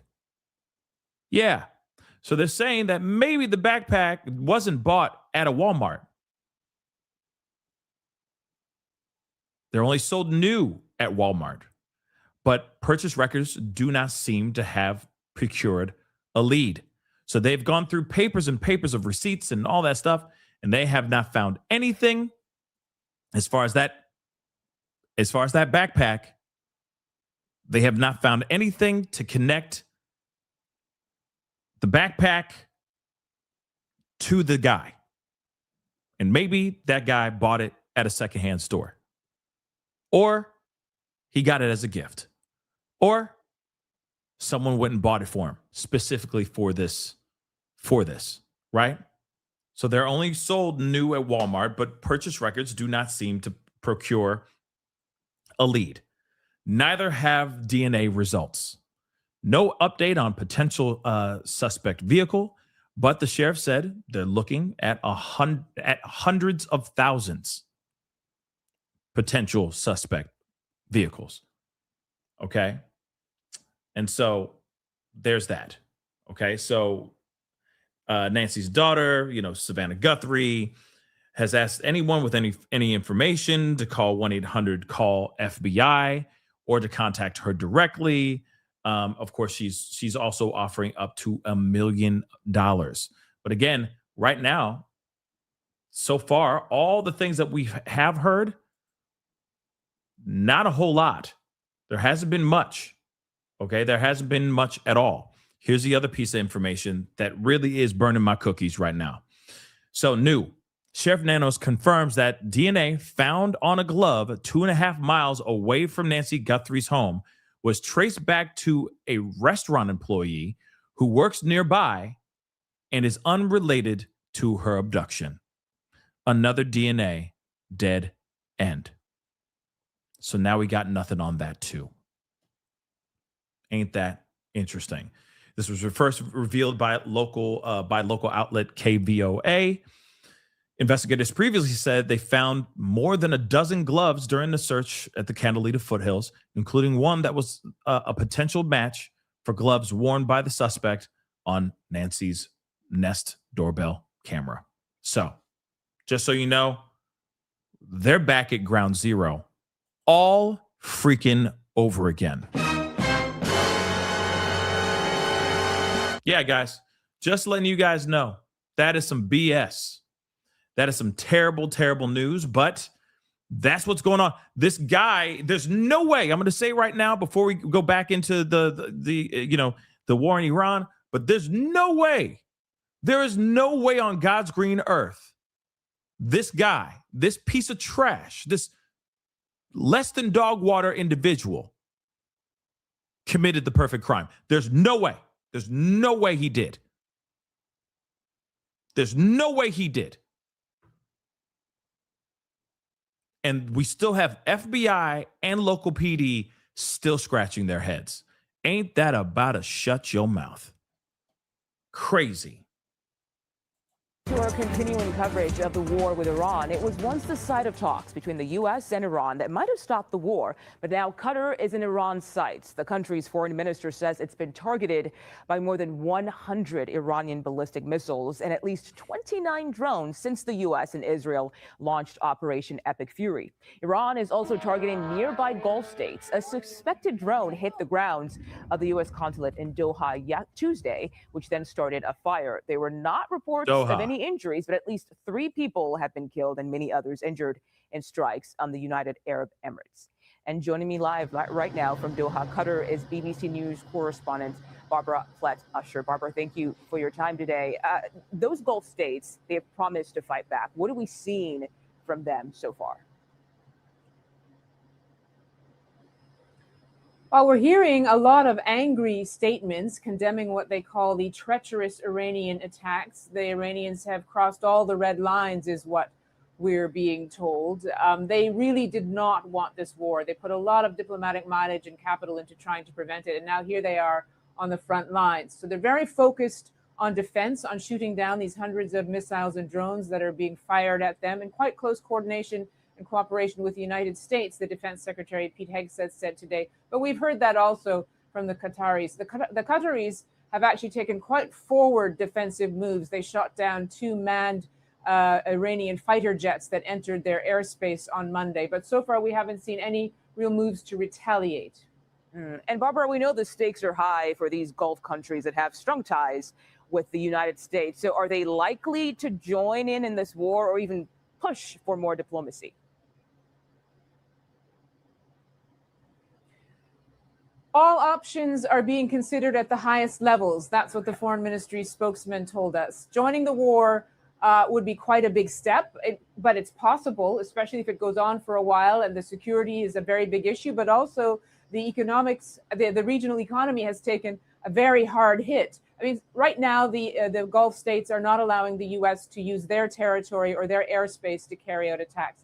That could change. They might even decide that they want to participate in military operations. We'll have to see.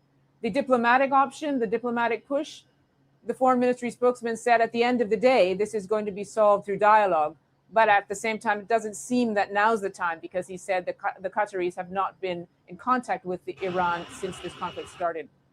Okay, Barbara Plett-Usher in Qatar. Mm-hmm. Y'all need to see this too. This is crazy. Allegedly, this is true. Take a look at this. So Iran is launching missiles from its underground missile cities without launch pads or standard equipment. Virtually impossible to detect beforehand. Game changer. They're shooting this from the dirt.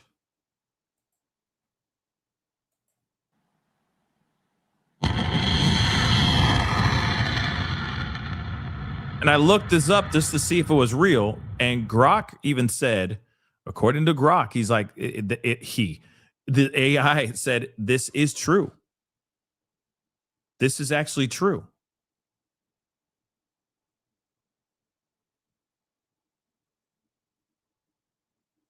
And there's also a video that I can't find, but there was a video I saw last night where there's, they're sharing this footage. They're sharing footage like this, right? But they're also showing footage underground where they have like drones, like crazy amounts of drones. As much as they say, like, as much as America, we've been saying like, oh, they're going to run out of stuff. You know what I mean? They're going to run out of stuff. They're going to run out of drones. They're going to run out of, material. Okay. Yeah, no, that's not true.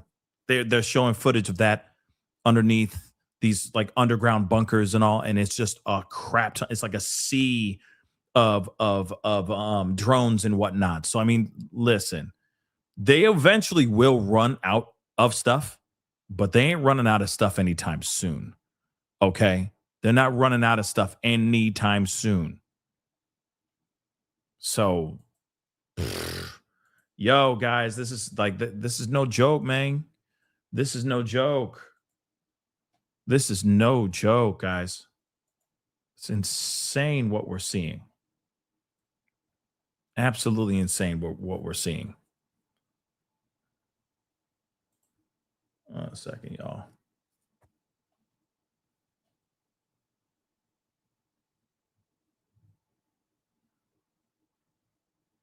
Let me see here.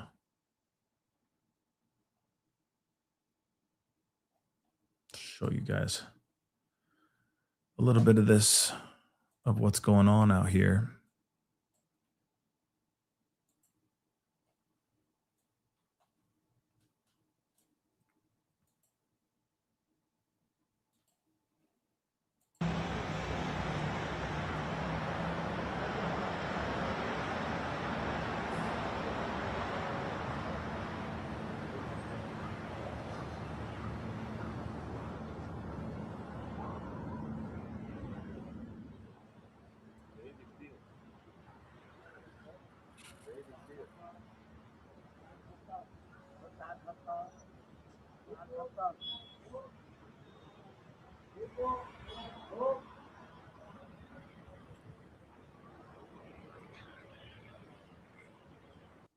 Yeah, guys. I mean, this is gonna be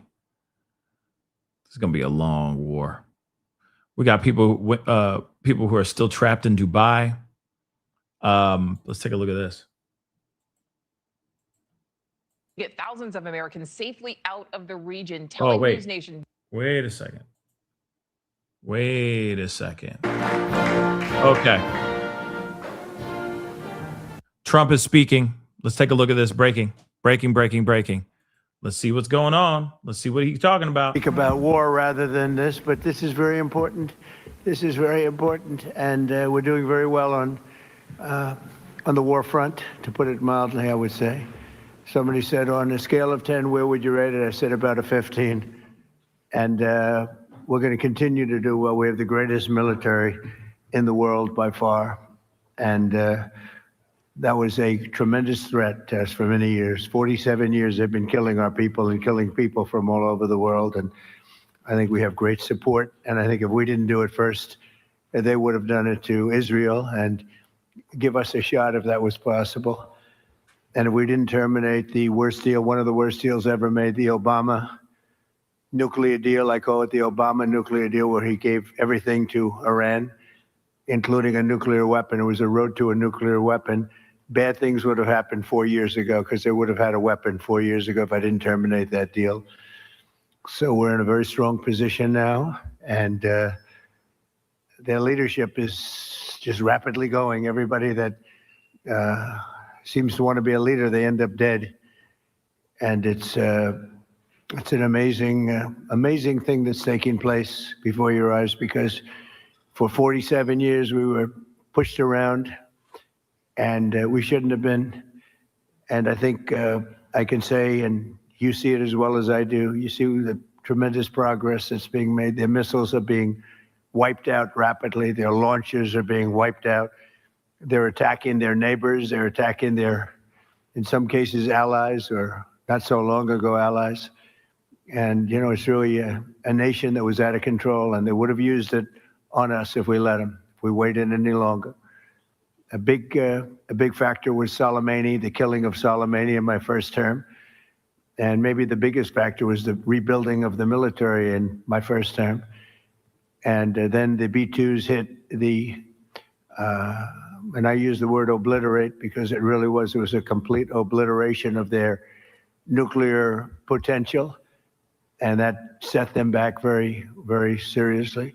If we didn't hit within 2 weeks, they would have had a nuclear weapon. If we didn't do the B-2 attack a number of months ago, they would have a nuclear weapon. And when crazy people have nuclear weapons, bad things happen. So we're in very good shape now. I want to let you know that, and we will continue forward.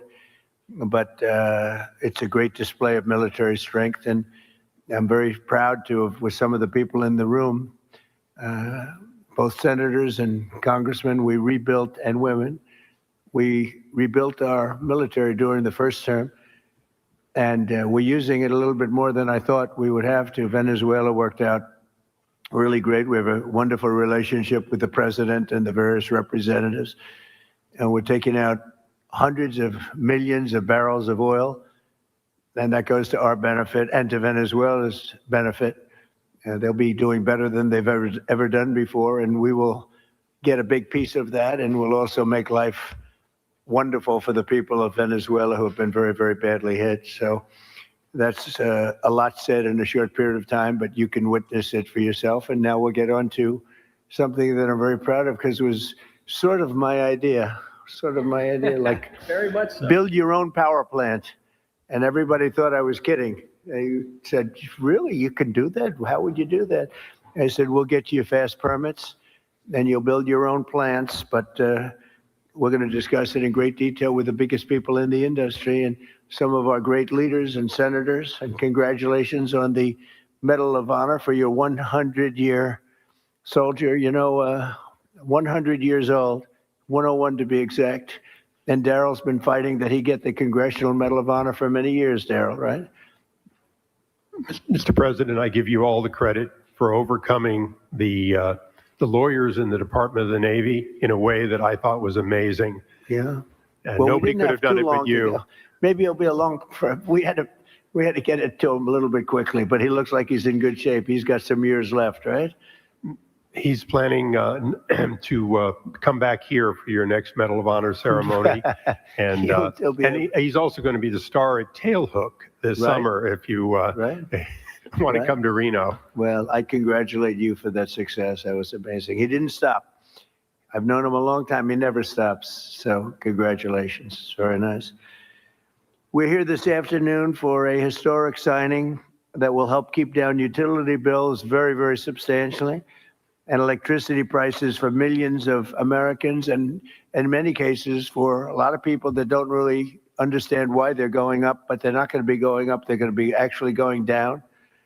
Today, we follow through on an announcement I made in my State of the Union address last week, as America's largest tech companies officially signed the Ratepayer Protection Pledge. It's a big deal. It's going to have a tremendous impact on electricity costs. We're bringing down all of the costs. We're having this little interlude to do what we have to do, because we had it going, but these interludes are very important, especially this one. but the economy has never been like this. We broke 50,000 on the Dow. People thought we wouldn't do that within the first 4 years. We did it in the first year.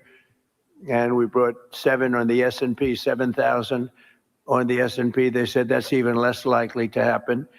And we did that too, all within the first year. Under this new agreement, big tech companies are committing to fully cover the cost of increased electricity production required for AI data centers. And that would be prices for American communities will not go up, but in many cases will actually come down and very substantially.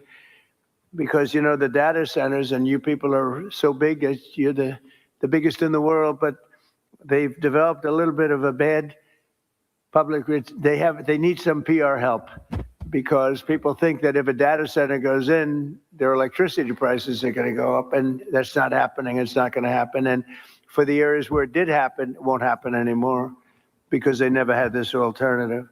It's actually going to mean the prices come down. You're going to see how badly they want. Some centers were rejected by communities for that, and now I think it's going to be just the opposite. This means that the tech companies and the data centers will be able to get the electricity they need, all without driving up electricity costs for consumers.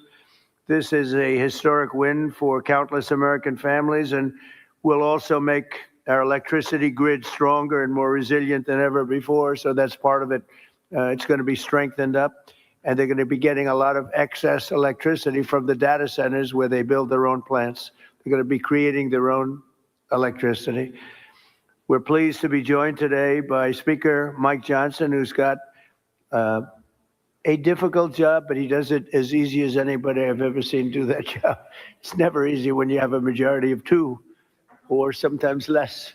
Yeah, I was going to say sometimes less, but he's amazing. And Energy Secretary Chris Wright, who's worked so hard, and Senators Katie Britt, Bernie Moreno, John Husted.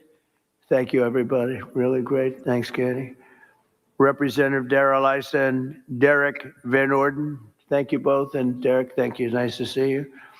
OSTP Director Michael Kratsios, AI and crypto czar David Sachs, as well as the commissioners of the Federal Energy Regulation and Regulatory Commission, and an audience. In the audience, you have Laura Sweat, David Rosner, Lindsay C., and Judy Chang, all very well-known people, especially in this group of geniuses. We have a lot of geniuses here, and a lot of geniuses that are also very strong people representing labor. We love labor. We love these guys.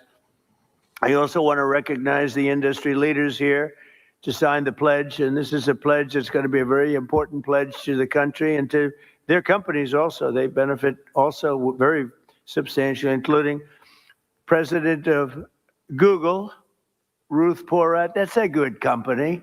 That's big stuff. Google, that's it. You know, it used to be U.S. Steel and things like that. Now it's Google and other places.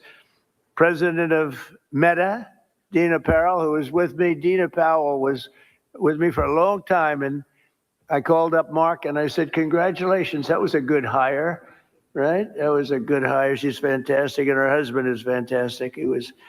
He's a great senator, and he ran in a place called Pennsylvania, and he ran against somebody that was very tough to win. It was very, very tough to win, and he won pretty easily, actually. People were shocked. I wasn't, you and I weren't surprised, were we? But he's a spectacular man. President of Microsoft, Brad Smith. Thank you, Brad. It's good to see you. Microsoft is unbelievable. COO of OpenAI, Brad Lightcap. Brad, where are you, Brad? Brad, you're so young. Look at how young. I think you have to be young in that world, perhaps. Thank you, Brad. CEO of Amazon Web Services, Matt Garman. Matt, thank you, Matt. Very well. Say hello to my friend, right? Doing a good job. CEO of Oracle, Clay Moosquark. Moosquark. Is that fairly good? I don't know. I'm not sure. I usually don't, I just go right over it and I say, Muthquark. But how are you? Thank you very much. Appreciate it. I give you a hard job. It's a hard name. You did good. You did well for the difficulty of that name. That's right. I think so. Thank you very much. And Gwen Shortwell of XAI, another real leader. Thank you very much. Thank you. Thank you very much. Appreciate it.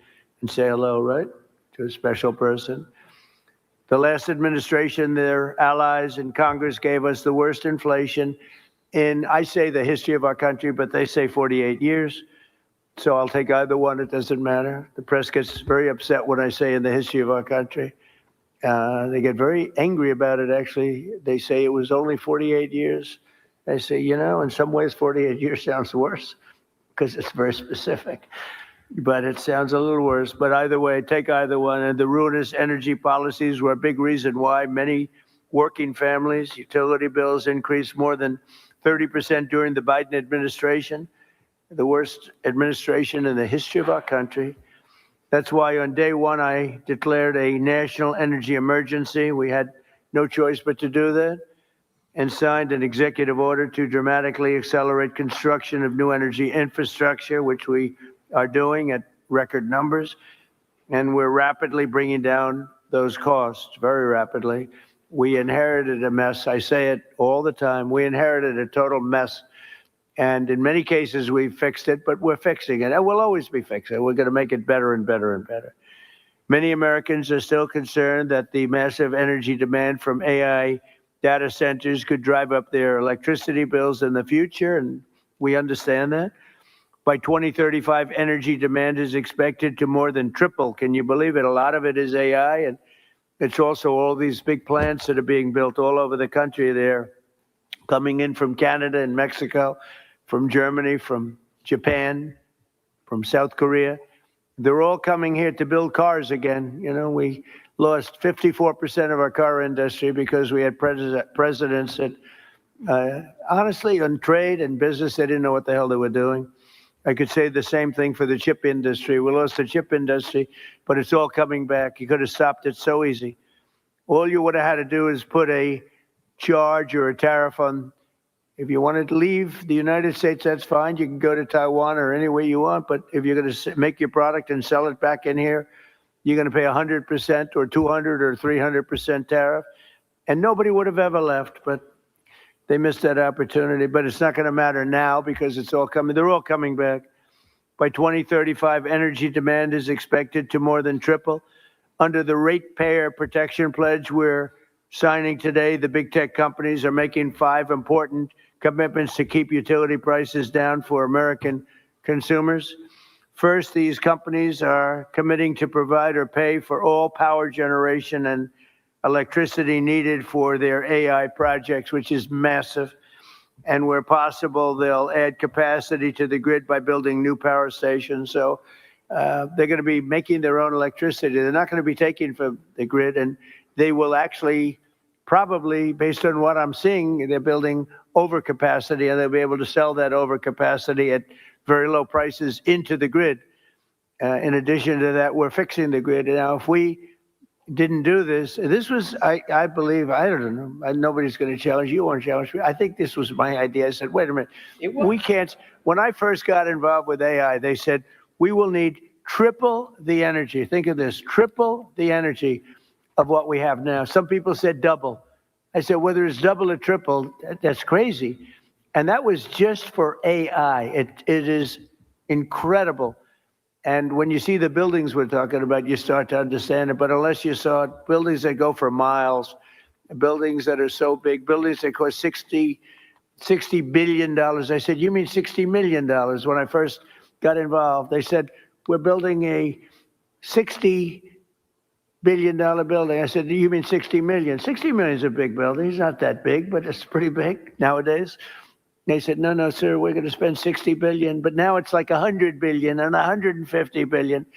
And the bottom line, it takes electricity like nobody's ever seen before. And I said, well, with an old grid, even if we fix it really well, which we're in the process of doing, you can't take that and double our electricity. They're going to have to build it themselves. And I told Mark, I actually told Mark, I told Elon, I told people, and nobody believed me. They said, you're going to let us build our own electricity? Because they've been so used to being beaten down and to have people with no ideas how to solve problems, and then the whole thing fails. It's a whole disaster.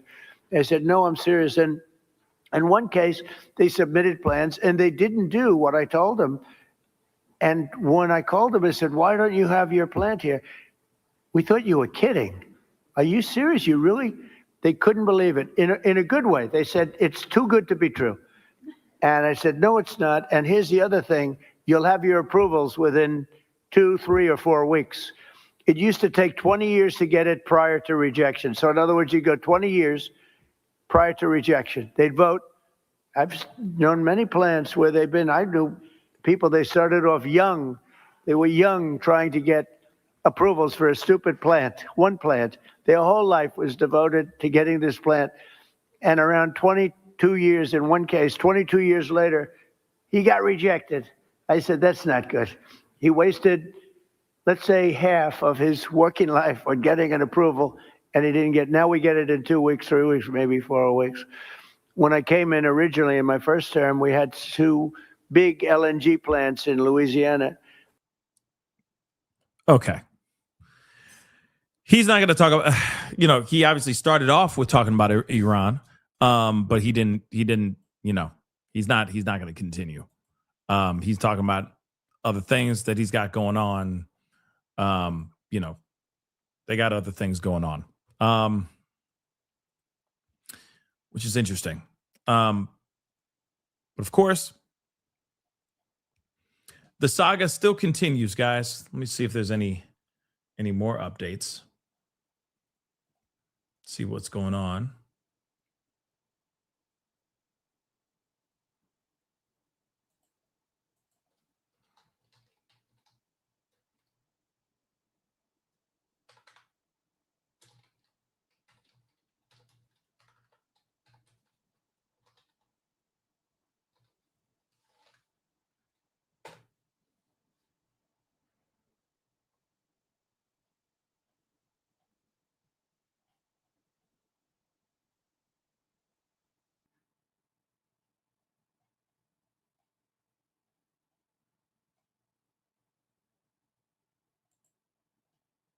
All right. Well, I mean, for right now, like there's not a whole lot going on. But there is this. Hold on, let me play this little bit of this. Now to the Turkey-Iran border. The CBC's Briar Stewart is reporting for us from there. She is the latest on a ballistic missile fired by Iran that was shot down by NATO. Well, first of all, what they're saying is that missile was headed towards Turkish airspace when it was intercepted by NATO defenses stationed in the eastern Mediterranean. But in terms of those images that we are seeing and what government officials are saying is that part of the interceptor missile crashed down into an area in the province of Hatay. Now, that is in Turkey's to the south. It's actually an area that's just north of Syria. From where I am, it's about more than 800 kilometers to the southwest. And we do know that in southern Turkey, there is a U.S. Air Force's base in the general area. So it's not clear what the missile was targeting, but it did fly over Syria and Iraq, and then it was brought down. Of course, Turkey is a NATO member. So, if Turkey wanted to, it could consult with NATO allies. It could, trigger Article 4 discussions about, how to respond to this. Turkish officials have filed a protest with Iran over this. Of course, we know over the last few days, Iran has been striking out at many of its neighbors, not just U.S. assets in the area like embassies and military bases, but also hotels and things like that. So this is quite a big deal because this is the first time, since the weekend that we have had an Iranian missile fly towards Turkish airspace. So the people that you're seeing kind of pass behind me now, these are people headed into Iran. So we've seen a lot of people today head into Iran, including, I should mention, the national Iranian basketball team that got dropped off in a big coach bus. I'm going to just step over here to the side. And the other side of this corridor, you can see a few people coming out. That's interesting. A lot of people are going into Iran. Why? These are people arriving in Turkey, so coming out of Iran. And this, the group of people coming out of Iran today has been much slower than arriving. And there's a reason for that, because much of the day we were told that there were computer system problems that were preventing Iranian citizens from actually going through the checkpoint with border guards on that side. And what people were telling us is that foreign nationals, particularly Turkish citizens, who there are many of them, they were actually having border guards fill out their paperwork by hand.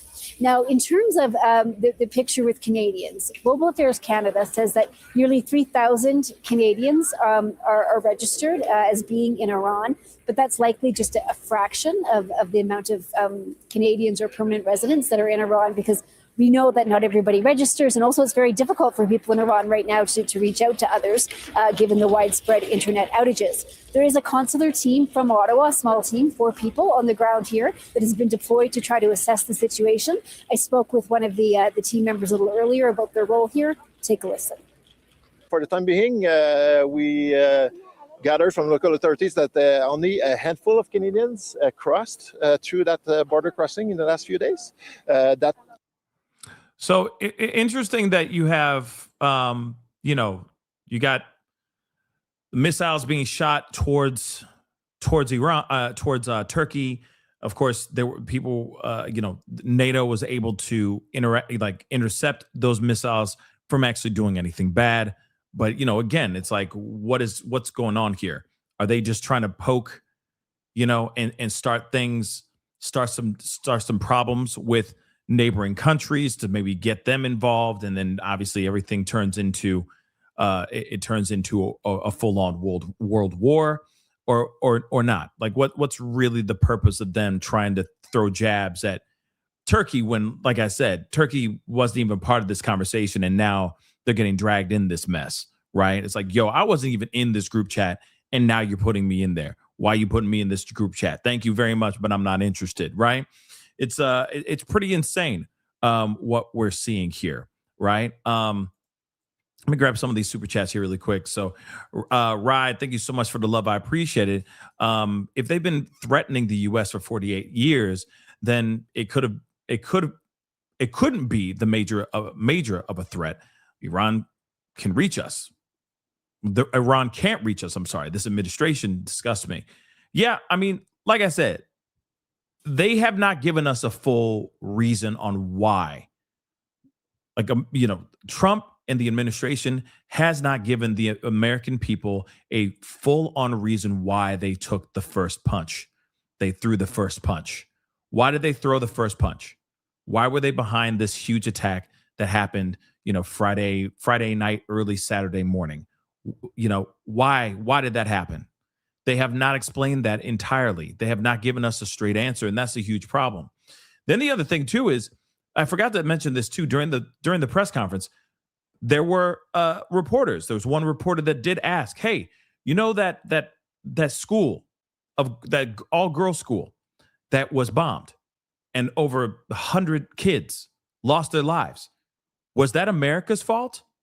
Was that America's mistake, or was that another entity? Was that another person? Was it Israel? Was it not us at all?" And Caroline couldn't give us a straight answer on that either.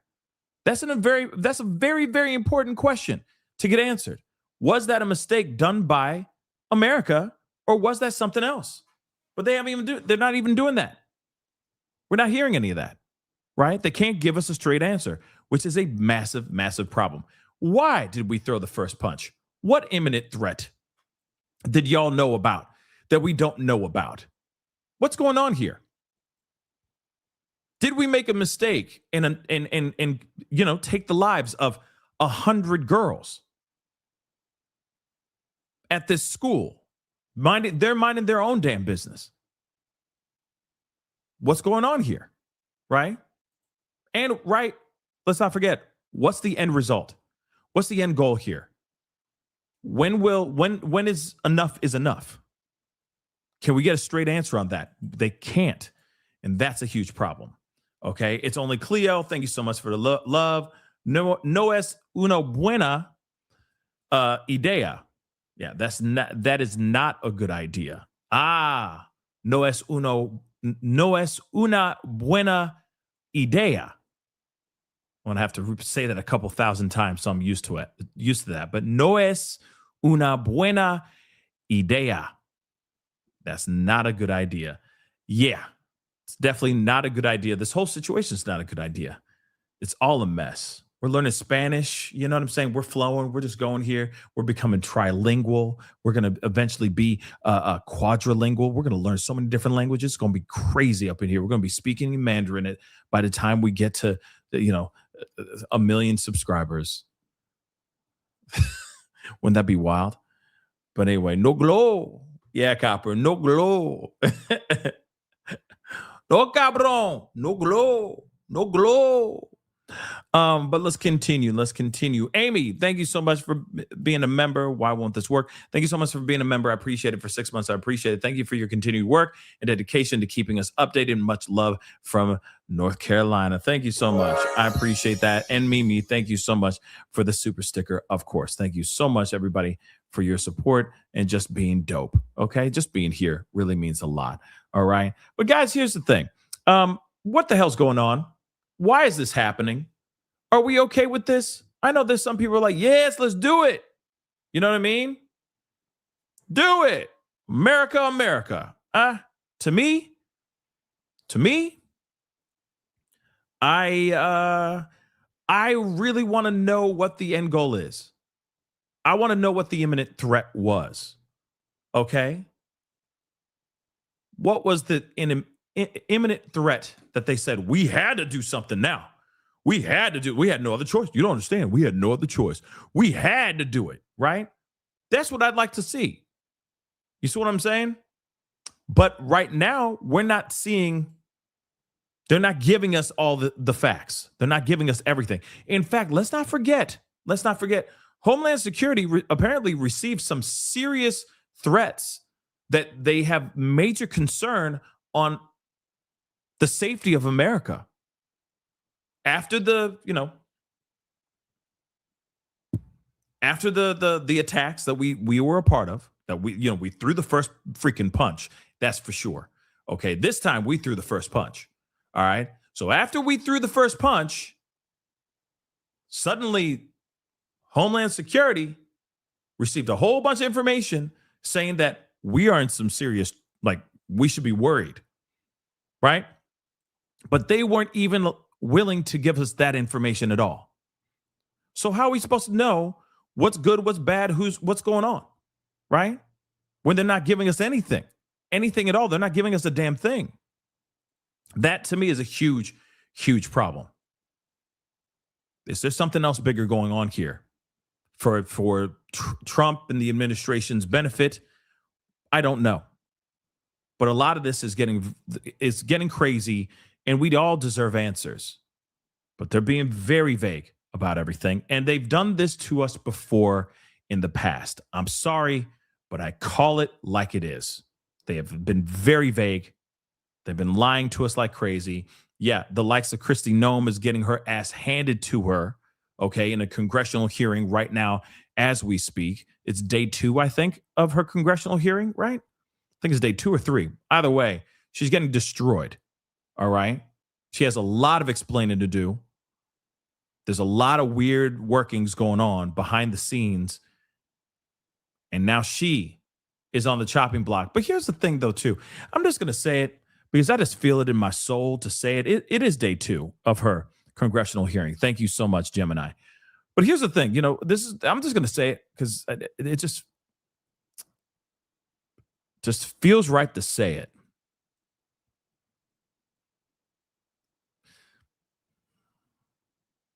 And I think we all can agree on this. I don't think we're getting told the truth about a lot of things.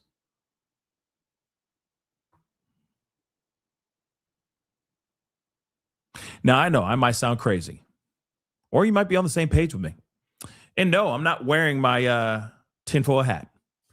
I'm just looking at this situation and going, okay, a lot of this just is not,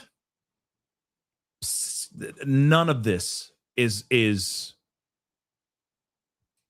I just feel a lot of this is not believable. And no, I'm not sitting here saying that the war over there is not real and all that. I'm saying the things that they're telling us, the information that they're telling us, how things are being run is sketchy. It has been sketchy for a while. Okay? It's been sketchy for a while. And then we would see lies being told to us in real time. And then they would change the vernacular, right? They would change the rhetoric. And it would be like one or two words that they switch around so that us who don't think independently for ourselves sit there and go, okay, thank you. You changed it. Oh, I was so worried. I thought you lied to me. And it's like, okay, now we're literally in that terrible, terrible, abusive relationship that we just can't let go of. You see what I'm saying? Like, we need to be out. We need to be done with the relationship. But we keep sticking around because he or she keeps saying the words that you need to hear that keeps you there. That person does love me. You know what I'm saying? And that's the vibe I'm getting. Sorry. Something ain't right about this war in Iran. It is a war. They're not willing to say it's a war, but it is.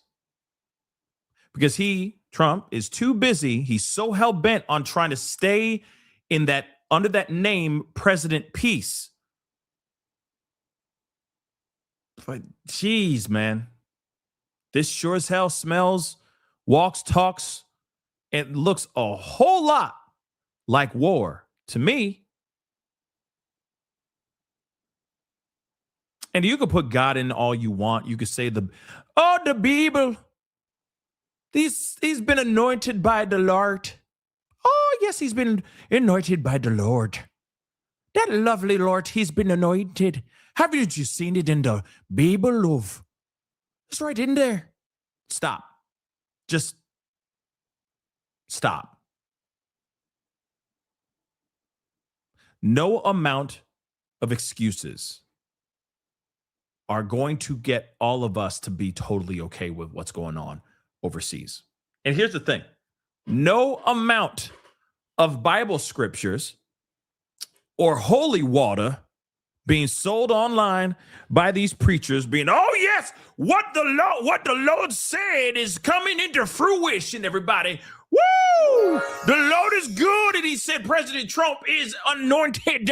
Yes, he is anointed. I don't care how many people say that online, passionately gesticulating, clutching onto their Bible and saying that. It still doesn't change the fact that there's a war going on overseas and people are losing their lives. Don't care if the grift is grifting hard out here in these streets. We should be able to see the forest through the trees, my ladies and germs. We should be able to see way beyond the forest through those mother-loving trees. But at the same time, hey, never underestimate the power of denial. It's one hell of a drug. It's a hell of a drug. But let me say this. You cannot deny the fact that what we're seeing right now is indeed a war. Here's the other part too. And if this is the thing that needs to happen for people to believe that there is a war going on, that we're involved in a war, then fine. Let me just say this then. When they've already said that it's inevitable that boots on the ground is going to happen, that there will be an invasion of American troops going into Iran anytime soon,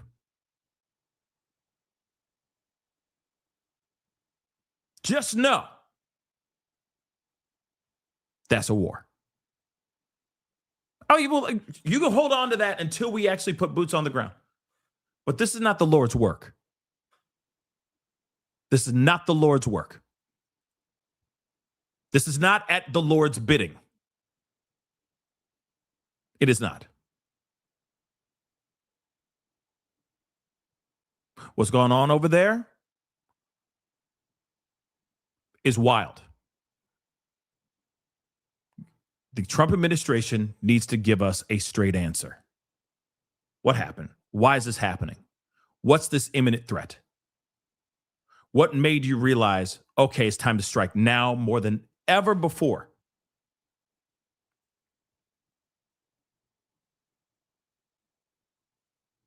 If you can't answer that,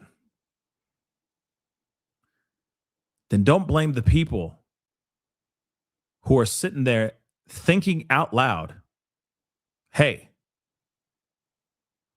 something smells really fishy here.